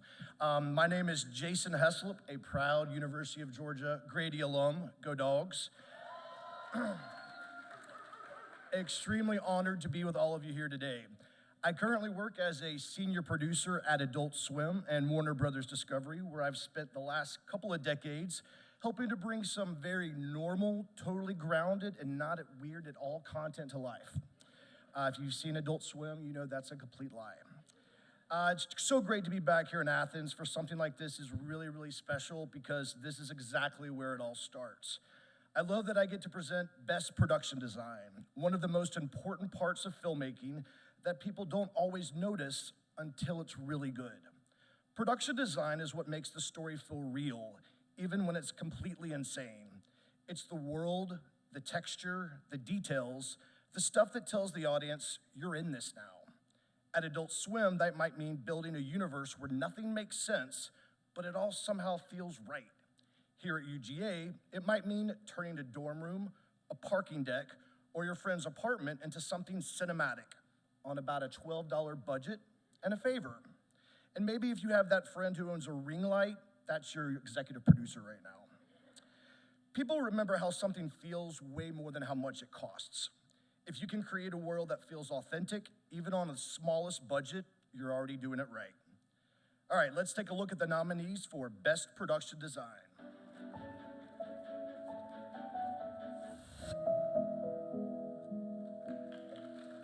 Sydney Waybrock, Made with Love. Maureen McBride, Made with Love, for Kaylee Riley, Pestilus. Sydney Waybrock for Tenderloin. And the award for Best Production Design goes to Made with Love. Marie McBride. Congratulations.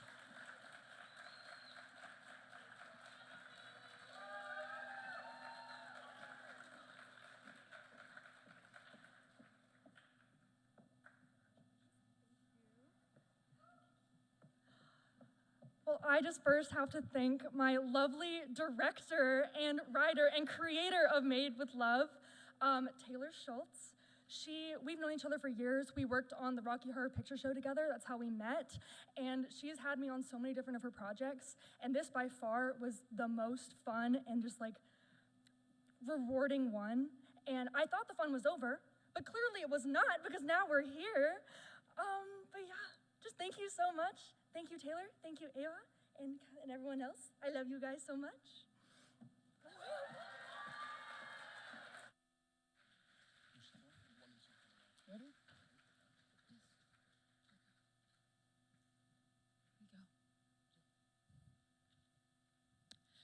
UGA, the Harvard of the South.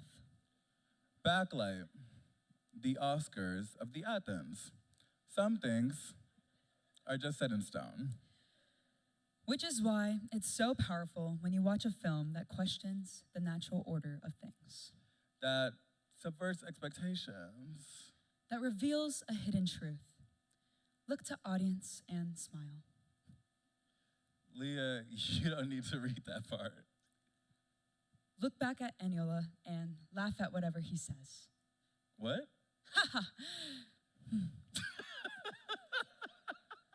I don't know how that confused you, but the winner of our next award definitely did not have that problem. Presenting the award for Best Screenplay is Jeff Montgomery from the Athens Film Office.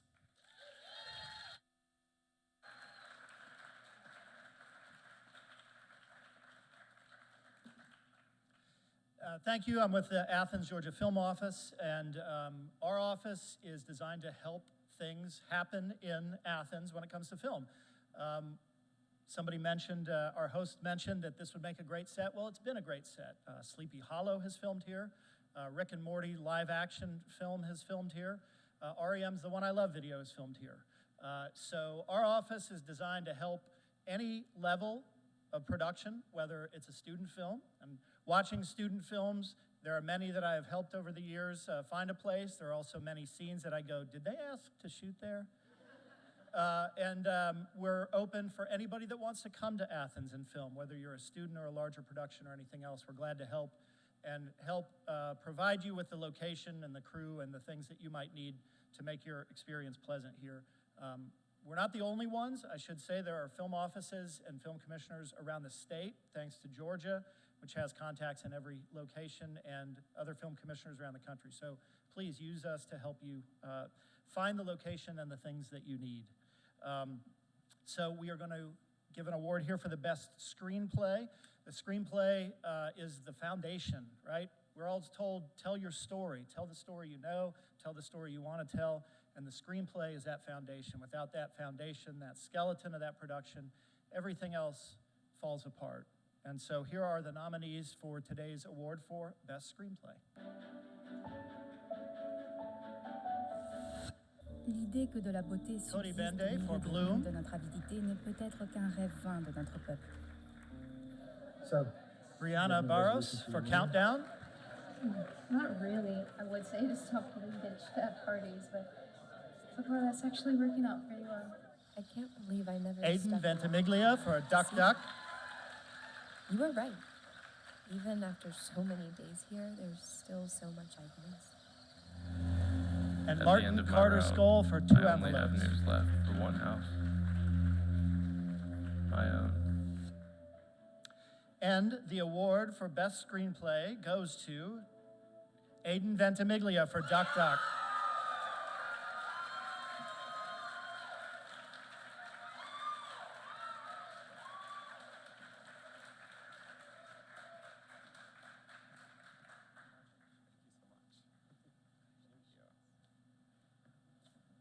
Thank you guys so much. It is such an honor to be here. I think out of all these films, I might have had the most untraditional writing process. so it's interesting that I would win this one. The original concept for Duck Duck wasn't to write it at all. I was going to secretly record conversations between my sister and I and put them right in the film. But unfortunately, when that sound quality wasn't up to par, I ended up recording the whole thing as myself in Scratch dialogue and then writing that into the script, which was then brought to life by my wonderful voice actors who are here tonight.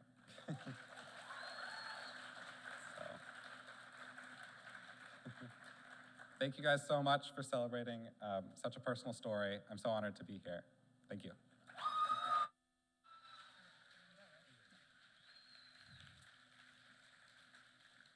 With year 5 going strong, we are proud to announce that we have a new award to present. Ooh. The Peabody Student Collective Award is a student subset of the Peabody Awards. These students voted for the film that they find the most culturally impactful. Please welcome to the stage the president of the Peabody Student Collective, Blakely Hollingshead, to speak more about their mission and present the award.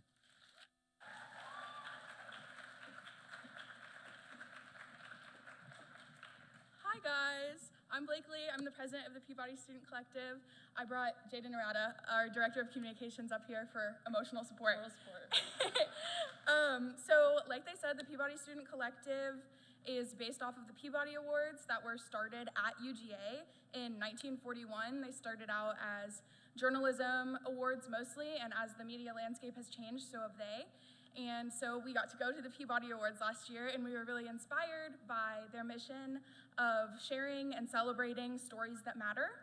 And so we met last night with our exec board and members of our club to talk about whichever film we thought had a story that matters. It could be socially, politically, culturally, whatever it may be.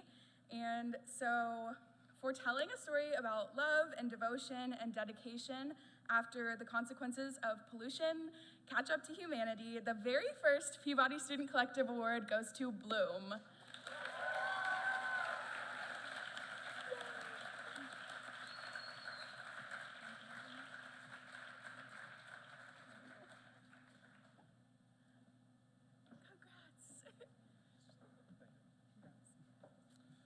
Hello, everyone. This is the first win for Bloom and possibly one of the most important screenings. And I just want to thank everyone for being here and to appreciate what is around you, and whether that be the environment, the people around you, or all of the filmmakers who are here tonight, as everyone knows that this is what it's about. Seeing each other's work, being motivated by each other, and realizing that this is why we all do it. We come here to share our stories, share our experiences, and I have just had a blast watching all of your films, and I'm going home with more motivation than I thought I would ever have, seeing all of your works, and I'm just excited to keep on working, as I know all of you are. And yeah, thank you very much.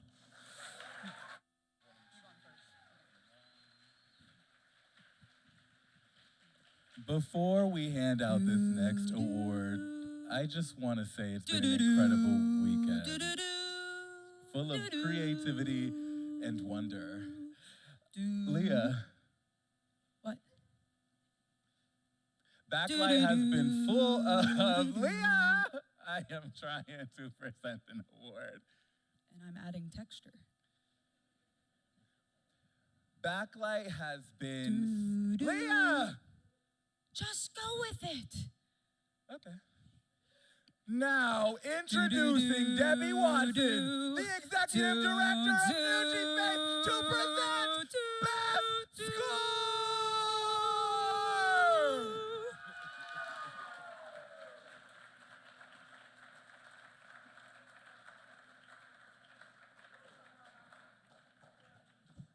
Hi, everyone. Thank you. Actually, Leah, I'm okay with the music behind me, so that's the way I work. As you said, my name's Debbie Watson. I'm the executive director of New Space. If you're not familiar with it, we're a small nonprofit here in Athens, Georgia, but we make a huge impact on this art community. We provide lots of different resources for our art community. Our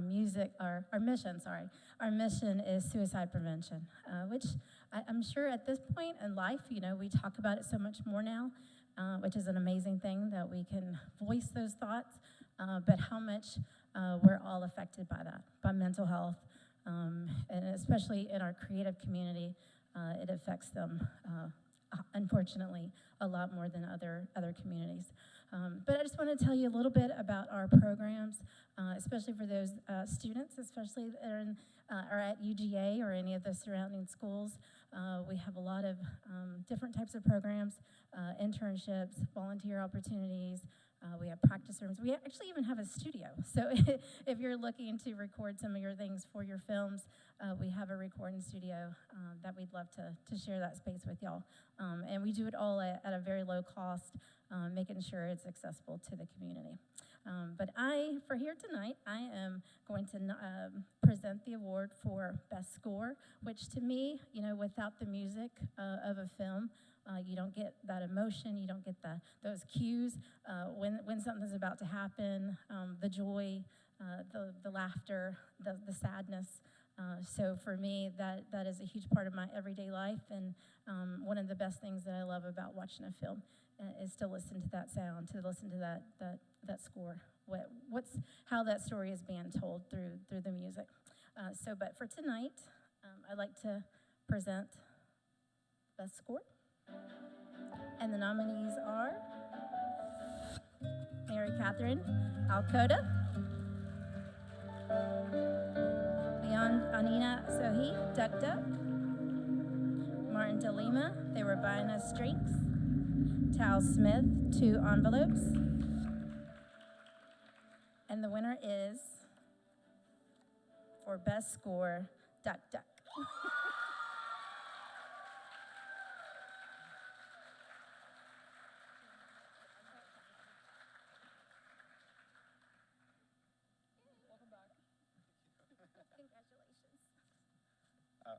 Thank you again so much.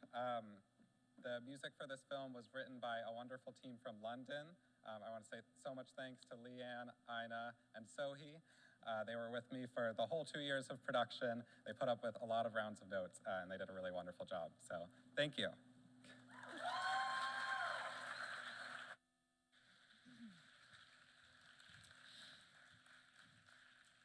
Editing.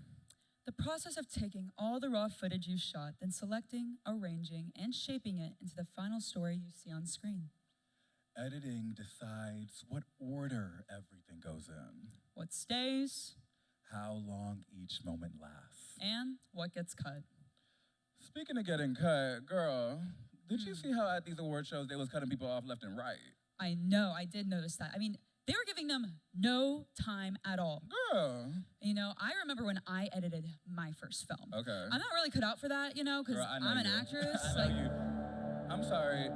Y'all know y'all wrong for that. Cole! I'm sorry. And now to introduce Philip Burkheim from the Georgia Film Academy to present Best Editing.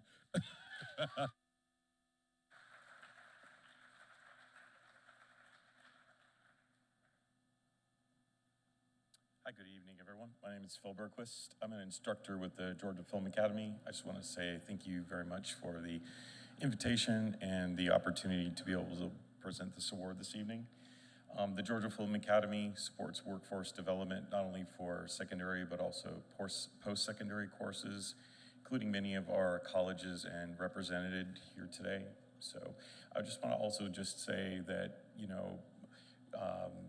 it's awesome that people here took the risk to go ahead and not only put their works together, but then also submit their works into a public forum so people go ahead and check those out. And then also, just wanted to say, as someone who works with people who are learning to be various crew members, is that thanks for the people for supporting your directors and uplifting them and to be able to get into the position where they're sitting here in this spot here today. So thanks to all of those people for doing all of that hard work to create that vision.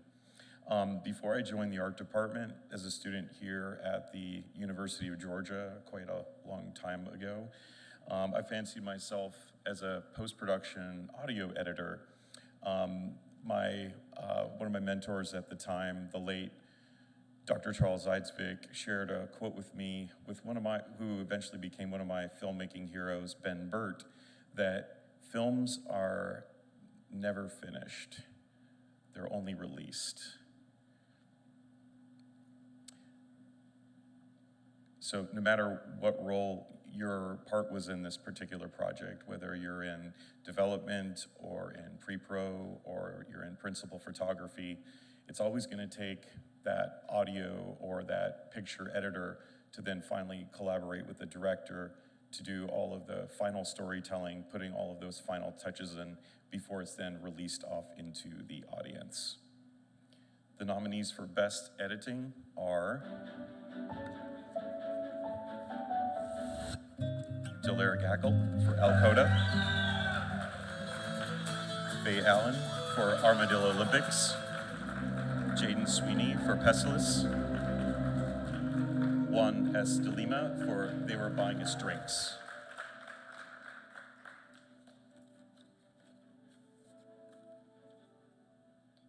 The award for Best Editing is for They Were Buying Us Drinks. Juan S. De Lima.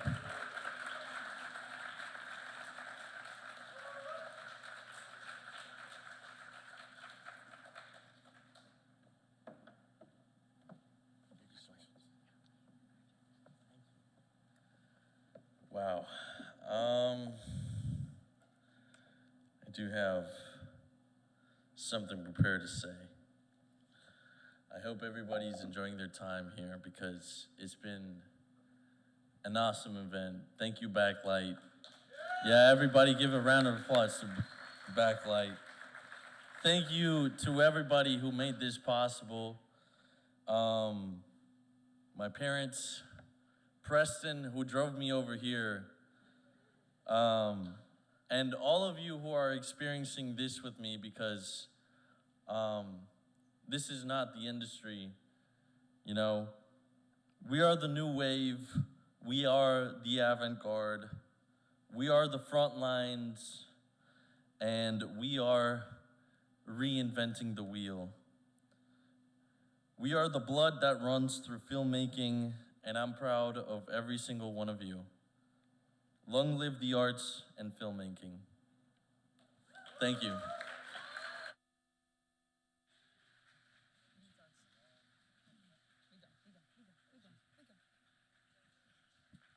Yo, Sinners was too good. 2 Michael B. Jordans, count me in. And you know, it really makes me wish I had a twin. Somebody to hold your spot in line when Warner Brothers comes to the career fair.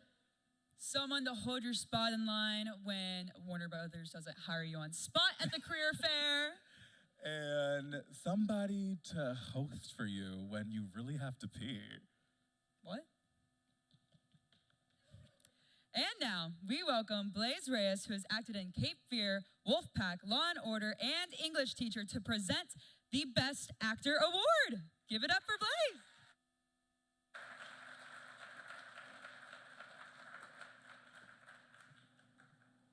Thank you so much for having me. I'm so honored to have been asked to present this award.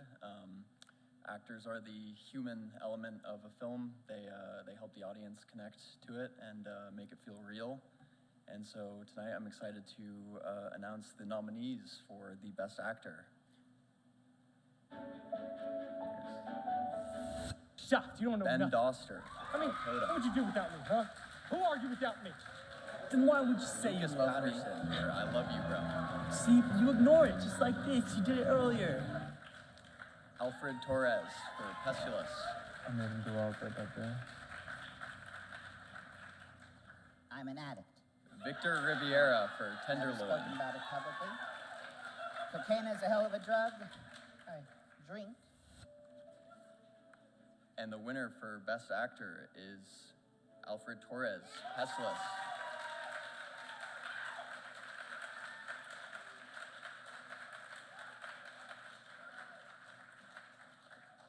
Congratulations. Appreciate it.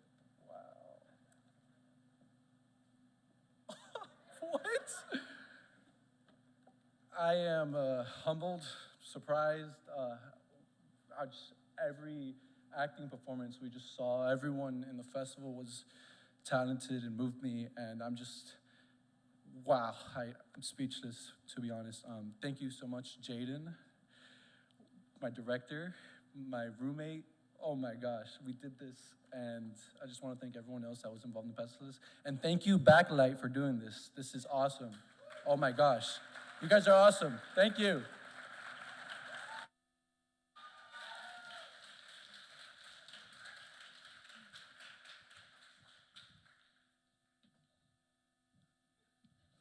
Leah may not be my twin, but if you guys couldn't tell, she is this Ariana to my Cynthia.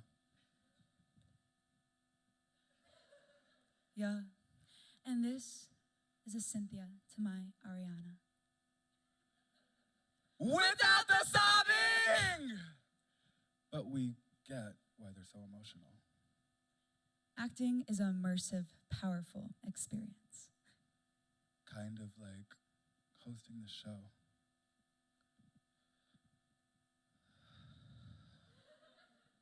All right, the show.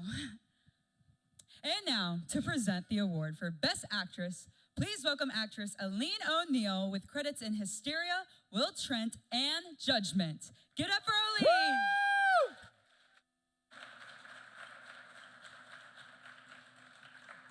Well, hi. How are you guys doing? Woo! I had such the pleasure of coming to the screenings yesterday. Everyone did so amazing. I love them all. Duck, Duck, I'm obsessed. Like, I'm obsessed. So my qualifications to be here are I'm an actress and I played Minecraft with Cam once, so really happy to be here and really excited to celebrate the actresses today. A little personal anecdote from a film festival in my old days. I was once at a Q&A and somebody was asking me a question from the audience and they were like, how did you cry on command like that? And one of the guy actors from one of the other films was like, well, it's easier because she's a woman. I'm like, yeah, obviously, because we're better. So, period. Love the actresses. Here are our nominees. Let's listen up. We have Sydney Jasper for Countdown. During our 2-year anniversary dinner. We have to start being Okay, Workman for Duck Duck. Returning to the site isn't enough. Voila. Now you have Kyra Radomski, Made with Love. knowledge of the perfect dish to expand our palate. Stephanie Ventura, They Were Buying Us Drinks. And the winner is Made with Love, Kyra Radomski.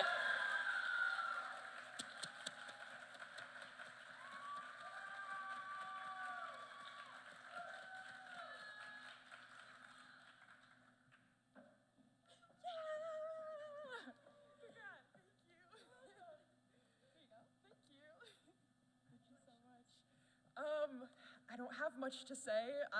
This is my first award as an actress, so this is very special to me. Thank you.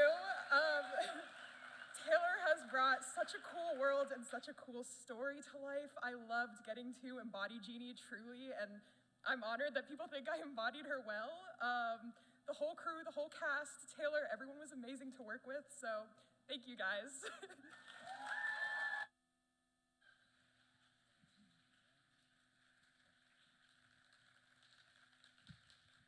So, for Best Director, we actually tried to get a very special presenter tonight. We aimed high. Very high. We reached out to Quentin Tarantino. Personally. Instagram, Facebook, TikTok. We emailed. We called. We sent a handwritten letter. Obviously, it didn't work. So I guess we landed on the wrong foot. Woo! Y'all get that? Y'all get that? The ones who know do. You know. But all is well because the winner of this next award will win a $20,000 rental package from Panavision. Woo! And instead of Tarantino, we got someone even better. Please welcome UGA professor and the director of the Roger Ebert Film Festival, Dr. Cohn, to present the Best Director Award.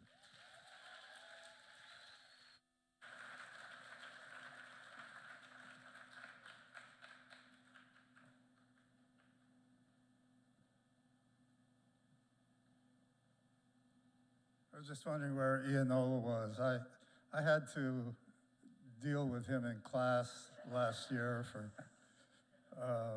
twice a week for 15 weeks, 75 minutes per class. It was an absolute joy. Let me see what I want to say. First, congratulations to the whole Backlight team, and particularly to the Castro sisters who started talking to me about this 5 or 6 years ago. And I think I hope I said to them then, if you make it to 5 years, you're a successful festival. It takes 5 years to get anything truly started, and you guys have done it with this. It's congratulations. It's a tremendous, tremendous festival.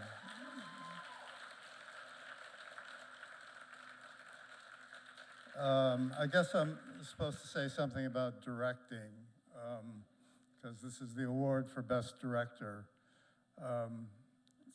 Everybody starts out wanting to be a director. Most people don't make it. I don't know what special qualities directors have besides perseverance and a giant ego. And sometimes if they actually write what they direct, well, a good sense of story. But directors are, we can't do without them. Everybody that has come up here before the Best Director winner all worked with and for a director, and the essence of that communication is somewhere between for and with, and a good director knows how to handle that particular situation, and we have, I guess, 4 or 5 good directors for Best Director here. So the nominees for Best Director are May Allen, Taylor Schultz, Jaden Sweeney, Juan Esti de Lima, and the winner, not the winner, we're not supposed to say that, right? The Best Director Award goes to Jaden Sweeney for Precious.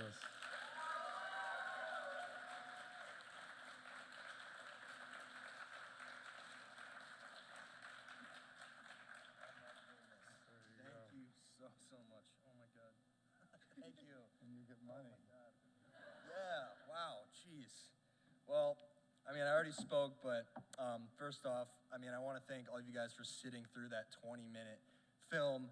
The short, I think it was just a giant group effort from everybody. Alfred, like he said, being my roommate, we kind of just sat in the room every night and figured it out and pieced it together. So that made it come into fruition pretty quickly. But I want to thank him. I want to thank my girlfriend, the first AD, for sticking by my side this whole time with it. Especially my mom and dad for getting me into SCAD and pushing me to do that. I've always wanted to make films since I was little, and yeah, this is insane. So I want to thank Panavision and Backlight for really putting an eye on this. So thank you all. We're gonna go make some more films with this gear. So thank you.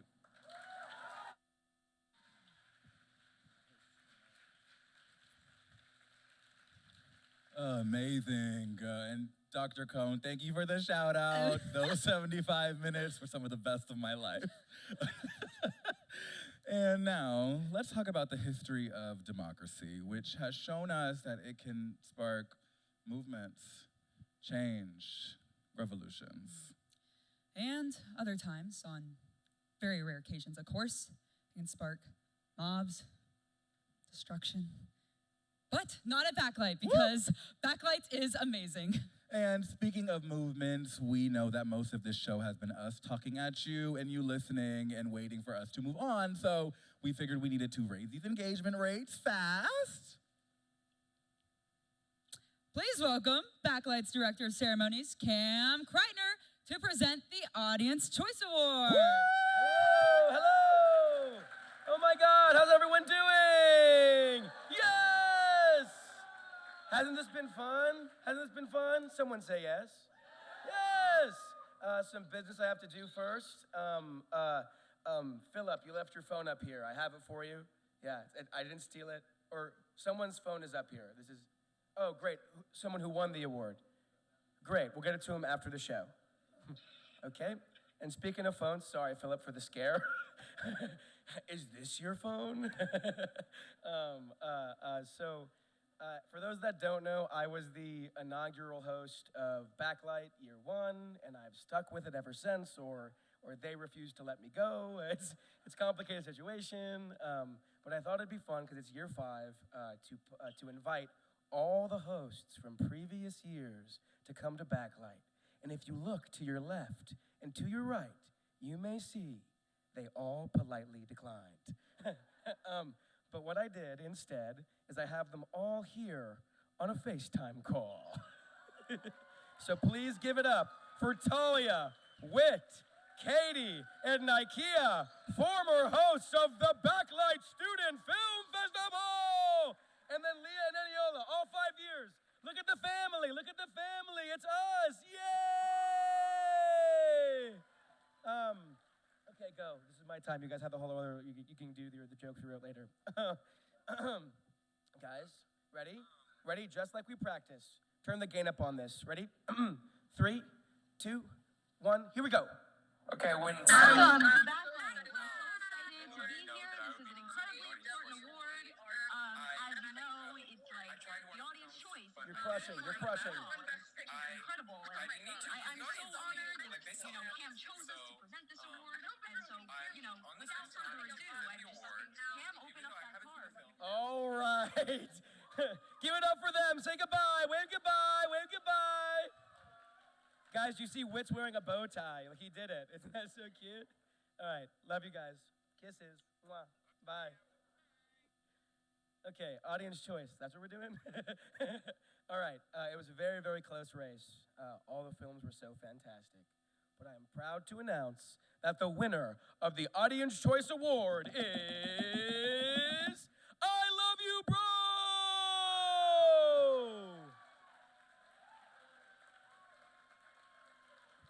This is I Love You, Bro's first award win of the year. Congratulations, congratulations. I wrote a whole thing out on my phone and I left it in my seat, but I vaguely remember what I was going to say. I just first want to thank everybody who made Backlight possible and who made this happen, the University of Georgia, Grady College, of course, all of the students who worked to make it happen. And yeah, it's my first Backlight and it's been an amazing experience. And yeah, I just want to thank you guys so much. And I want to thank everyone who made the film possible. My producer, Isabel, my assistant director, Alexis, Sebastian, Thomas, Kay, and my my actors, Connor, who played Connor, Lucas Patterson, one of your nominees for Best Actor, which I'm so excited because he deserves it. He played Connor in the original table read of I Love You, Bro when I wrote it for my screenwriting class and followed it through all the way to the film. I cast Grayson, who played Zeke a little bit later, but he was also just such a pleasure and so amazing to work with. I want to thank Professor Kelsey Schmidt, who's here, who, believed in the script from day one. She was my professor for the screenwriting class where I wrote it and for the production class where I made it. So she really saw it through the whole way, and I just want to thank you for believing in it. And and of course the people just in my day-to-day life who keep me going, my beautiful girlfriend Chanel, my mom and dad, my sister, my grandparents, my grandma's here tonight, all of my friends, of course, thank you to all of my amazing friends, but my friend Abby is here tonight, and my mom's friend Brooke is here tonight, so shout out my mom's friend Brooke. I Love You Bro is a film about men and masculinity and how sometimes, I wrote this in the notes app, I remember this part, how sometimes the people that we try to be keep us from being the people that we could be, and the expectations we place on ourselves get in the way of us forming meaningful relationships and living more pleasant lives. And so I'm glad that that resonated with you guys as an audience. And yeah, thank you so much. My first Backlight has been amazing. Thank you guys.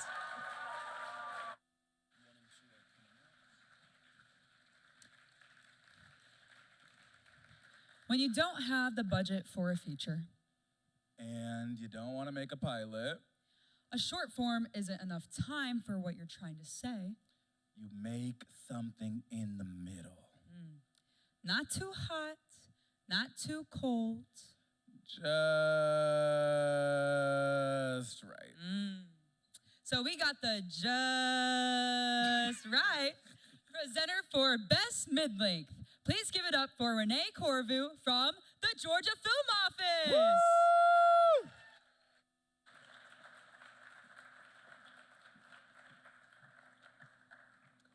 Hello, my name is Renee Corvo, and I'm with the Film Tax Incentive Team at the Georgia Film Office.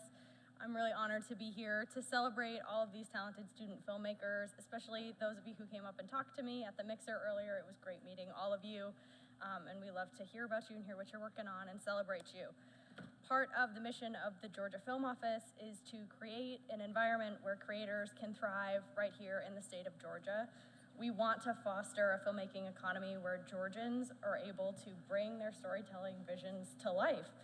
And we want to take this opportunity to say thank you, especially to the Backlight Student Film Festival team, the incredible work that they're doing, highlighting creative talent that is coming up through Georgia's film industry.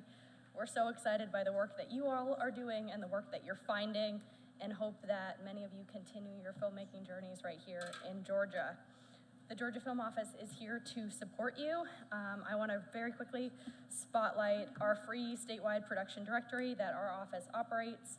It can be accessed from our website, georgia.org/film. You can utilize this resource in many ways. List yourself, create a crew profile, upload a resume and a headshot, please. Find crew and support services. Search by area if you want to stay here in Athens, if you're coming to Atlanta, wherever it is that you decide to call home next. And find locations, private homes, businesses that have listed themselves as film friendly. So much of finding success in this industry is building your network of trusted collaborators. You have all heard that a million times. I'm going to say it again. Attending events like Backlight is a great way to meet people that you may work with on your next project. Utilizing our database is another way that you can do that. And if you haven't already, please say hello to all of the filmmakers behind the films of this weekend. I'm going to shout some of them out right now because the nominees for Best Mid-Length Film are Armadillo Olympics, Duck Duck, Pestilence, and Tenderloin. Guys, this is actually so fun. No one said this yet, but this is fun. The winner for Best Mid-Length Film is Pestilence. Come on up here, guys. Congratulations.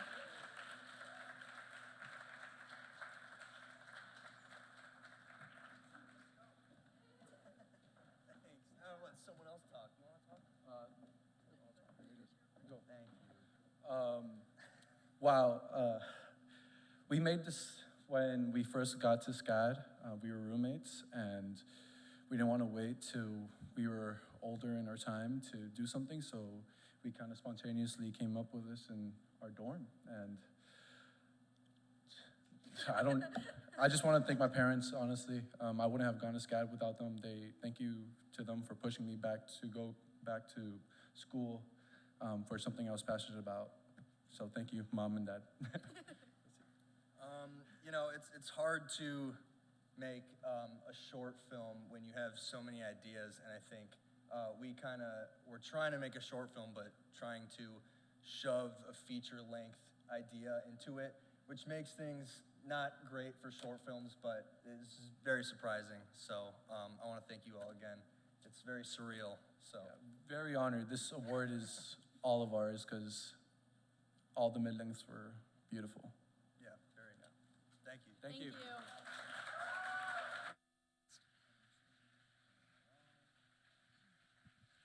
Give it up for them.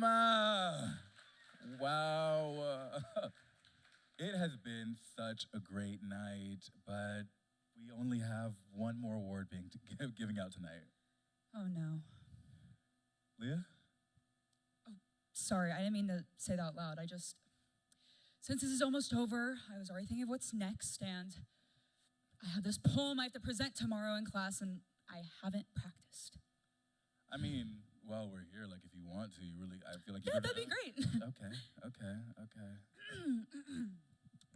A lot to say with little time. Characters we meet, then say goodbye. Conflicts shown, desires felt, just so viewers' hearts can melt. Memories forever, scenes are tight, a story told in just one bite.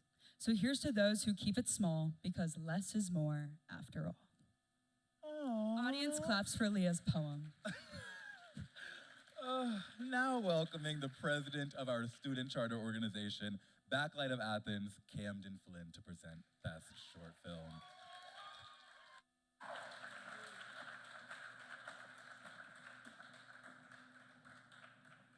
What's up, everybody? How we doing? Yeah? How was everybody's experience with 15,000 people downtown last night? Chaotic, probably. Yeah, thank you guys for being here. It seriously, it really means a lot to us. For those that don't know, or if you didn't hear, my name is Camden Flynn, and this year I've had the pleasure of serving as president for the Backlight Student Film Festival. Before I present the short film, I do want to talk about my experience with Backlight a little bit, and just how this festival has really grown over the years. To start, I used to hate watching movies. My mom and dad are here. They can probably attest to that. I saw them as a waste of time, sitting down for 2 hours doing nothing. They weren't for me. But the more movies my determined parents made me watch, the more I got into it. Sorry, it's tough being up here because this is also like one of my last backlights as a student. But anyways, I became fascinated with how they were made, and I had questions, and I knew that when I got to college, I wanted to pursue a major that had answers to those questions. So that's what led me to entertainment media studies, and that's what led me to Backlight. I first got involved with Backlight my sophomore year, serving on the selection committee. The selection committee, as was said before, consists of students from across the state of Georgia who rate and review all the films submitted to the festival. That sounds like a plug for the selection committee. You guys should all join if you want to be a part of it. It's pretty awesome. And I was so happy because I got to be around people that were just as passionate about watching and rating these films as I was. And of course, with that came more questions. I was like, how does this festival actually happen? So the next year, I applied to be programming coordinator, and by some miracle, I got the role, I guess.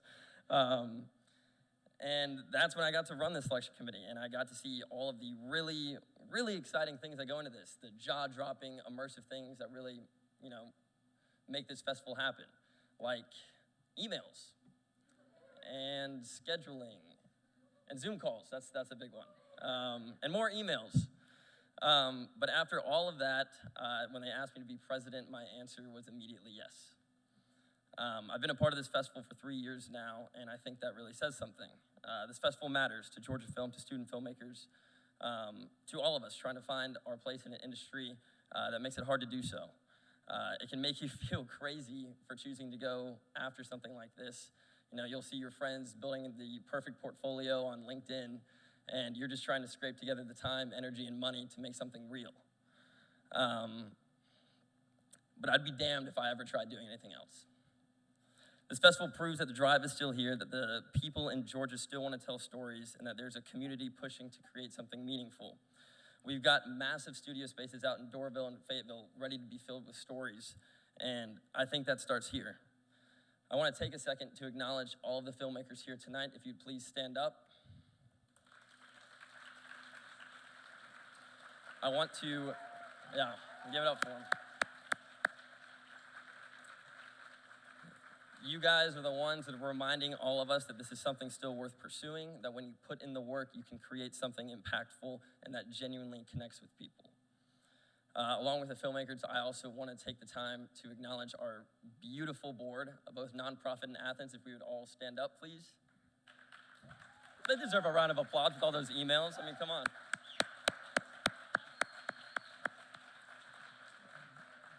We have like roses for all of you guys and hats. That's fun. I want to also specifically thank Kate, Elisa, and Raina. You guys built this platform that makes all of this possible, for being crazy enough to start something like this and being committed enough to see it through. And thank you for trusting me with something that you all care about so deeply. That's not something I take lightly, because my time with Backlight has completely changed the way in which I view this industry. And I have all of you to thank for that. Another round of applause for the board. I mean, come on.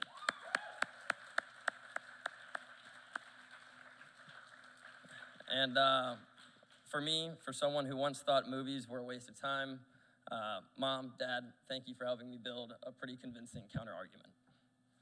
With that, let's get to the award for Best Short. The nominees are Alcoda, Bloom,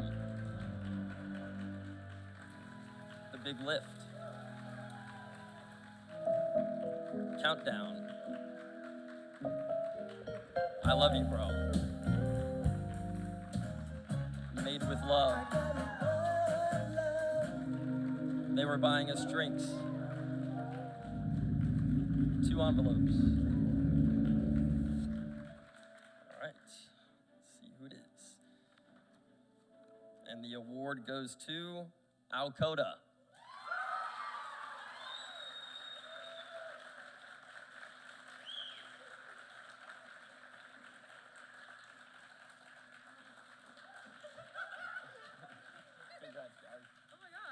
Oh my God, I almost tripped him. I'm so sorry. Hi, wow, thank you. I didn't expect that. We're actually filming my thesis film right now. I'm actually going to set right after this to film the big climax of my scene. So I want to thank you to the UGA MFA program for providing me with an awesome crew. Thank you to the Lightroom of Athens, Wendy and Guillermo. You guys are the best. They've provided so much for my film, and they're an awesome rental house here out in Athens. This is an honor, and I cannot thank enough the amazing production design, my actor Ben Doster, Savannah True, Zach Schaup, who was best sound design, etc., Mary Catherine Burns, and we wrote a whole song for this film, so I hope you guys enjoyed it. Thanks to my mom and dad who are in the audience. And thank you so much for enjoying my film. This means a lot.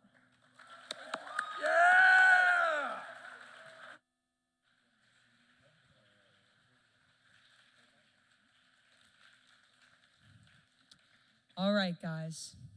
Because it's the 5th year of this festival, we want to introduce another new award. I know. Something that celebrates charisma, talent, stage presence, and just generally being the baddest in the room. Or the funniest. Ladies and gentlemen, the inaugural award for the best part of Backlight. It is such an honor to just be nominated. For the best part of Backlight. We have worked so hard for this. And the winner is... Let me see. Not us. No! Instead, it's all of you. It is all of you. Give it up for all of you, ladies and gentlemen. And honestly, who needs cards, right? Who needs cards? We want to thank you guys so much for spending this weekend with us. It has been such a special moment for both of our college experiences. Genuinely, it has been so fun getting to meet the filmmakers today, earlier today at the red carpet, on Friday at the mixer, and just like getting to know you guys and seeing you highlighted for your amazing work. It has been such an honor being the host this film festival for you guys. Yes! The audience has been the best part, and honestly, I am getting kind of emotional because I can't believe this is over, and I kind of just never want this to end. But thank you guys so much for spending the night. And can we give it up one more time for the 5th year of the Backlight Student Film Festival?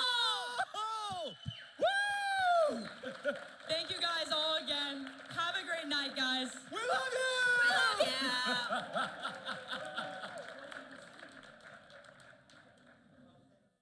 Well, that's all for us at the Backlight Student Film Festival. It's been real, guys. Thank you guys for tuning in. And as always, follow our Instagram and YouTube at Grady Night Shift for more content. Clocking out for the night, I'm Shad McMillan. I'm Madison McKinley. And I'm Jason Singh. Good night, everyone. Good night.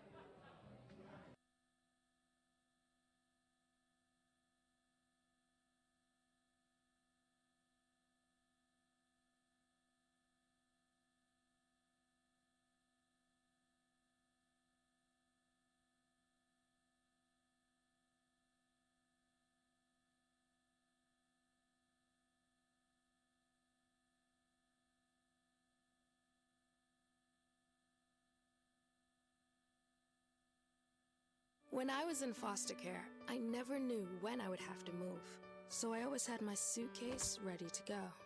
Then one day, I was adopted. My new parents opened their hearts and home to me. My parents cook my favorite breakfast for me every morning. My parents take me on trips I never thought I would go on. They gave me a home and an even better reason to use that suitcase. My parents aren't perfect, but they're perfect for me. I think I finally found. Hey, how you doing? Hey, Mason. Hey, Mason. Got a new house. It's looking pretty cool so far. A place that I call home. I'm teaching Louise how to cook some lasagna. It only takes a spark to make a fire start.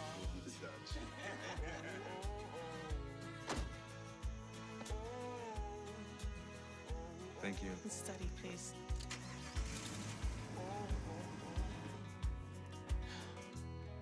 I think I finally found a place to make my own. A place that I call home. This place that I call home. You're home before sunrise.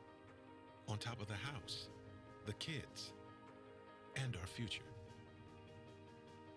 The smell of your cooking is our alarm clock. My Shiro's day is never done. So let's start saving a little more now so we can feel prepared for retirement. A free 3-minute online chat can give us the personalized tips we need so we can live our lives to the fullest. Visit aceyourretirement.org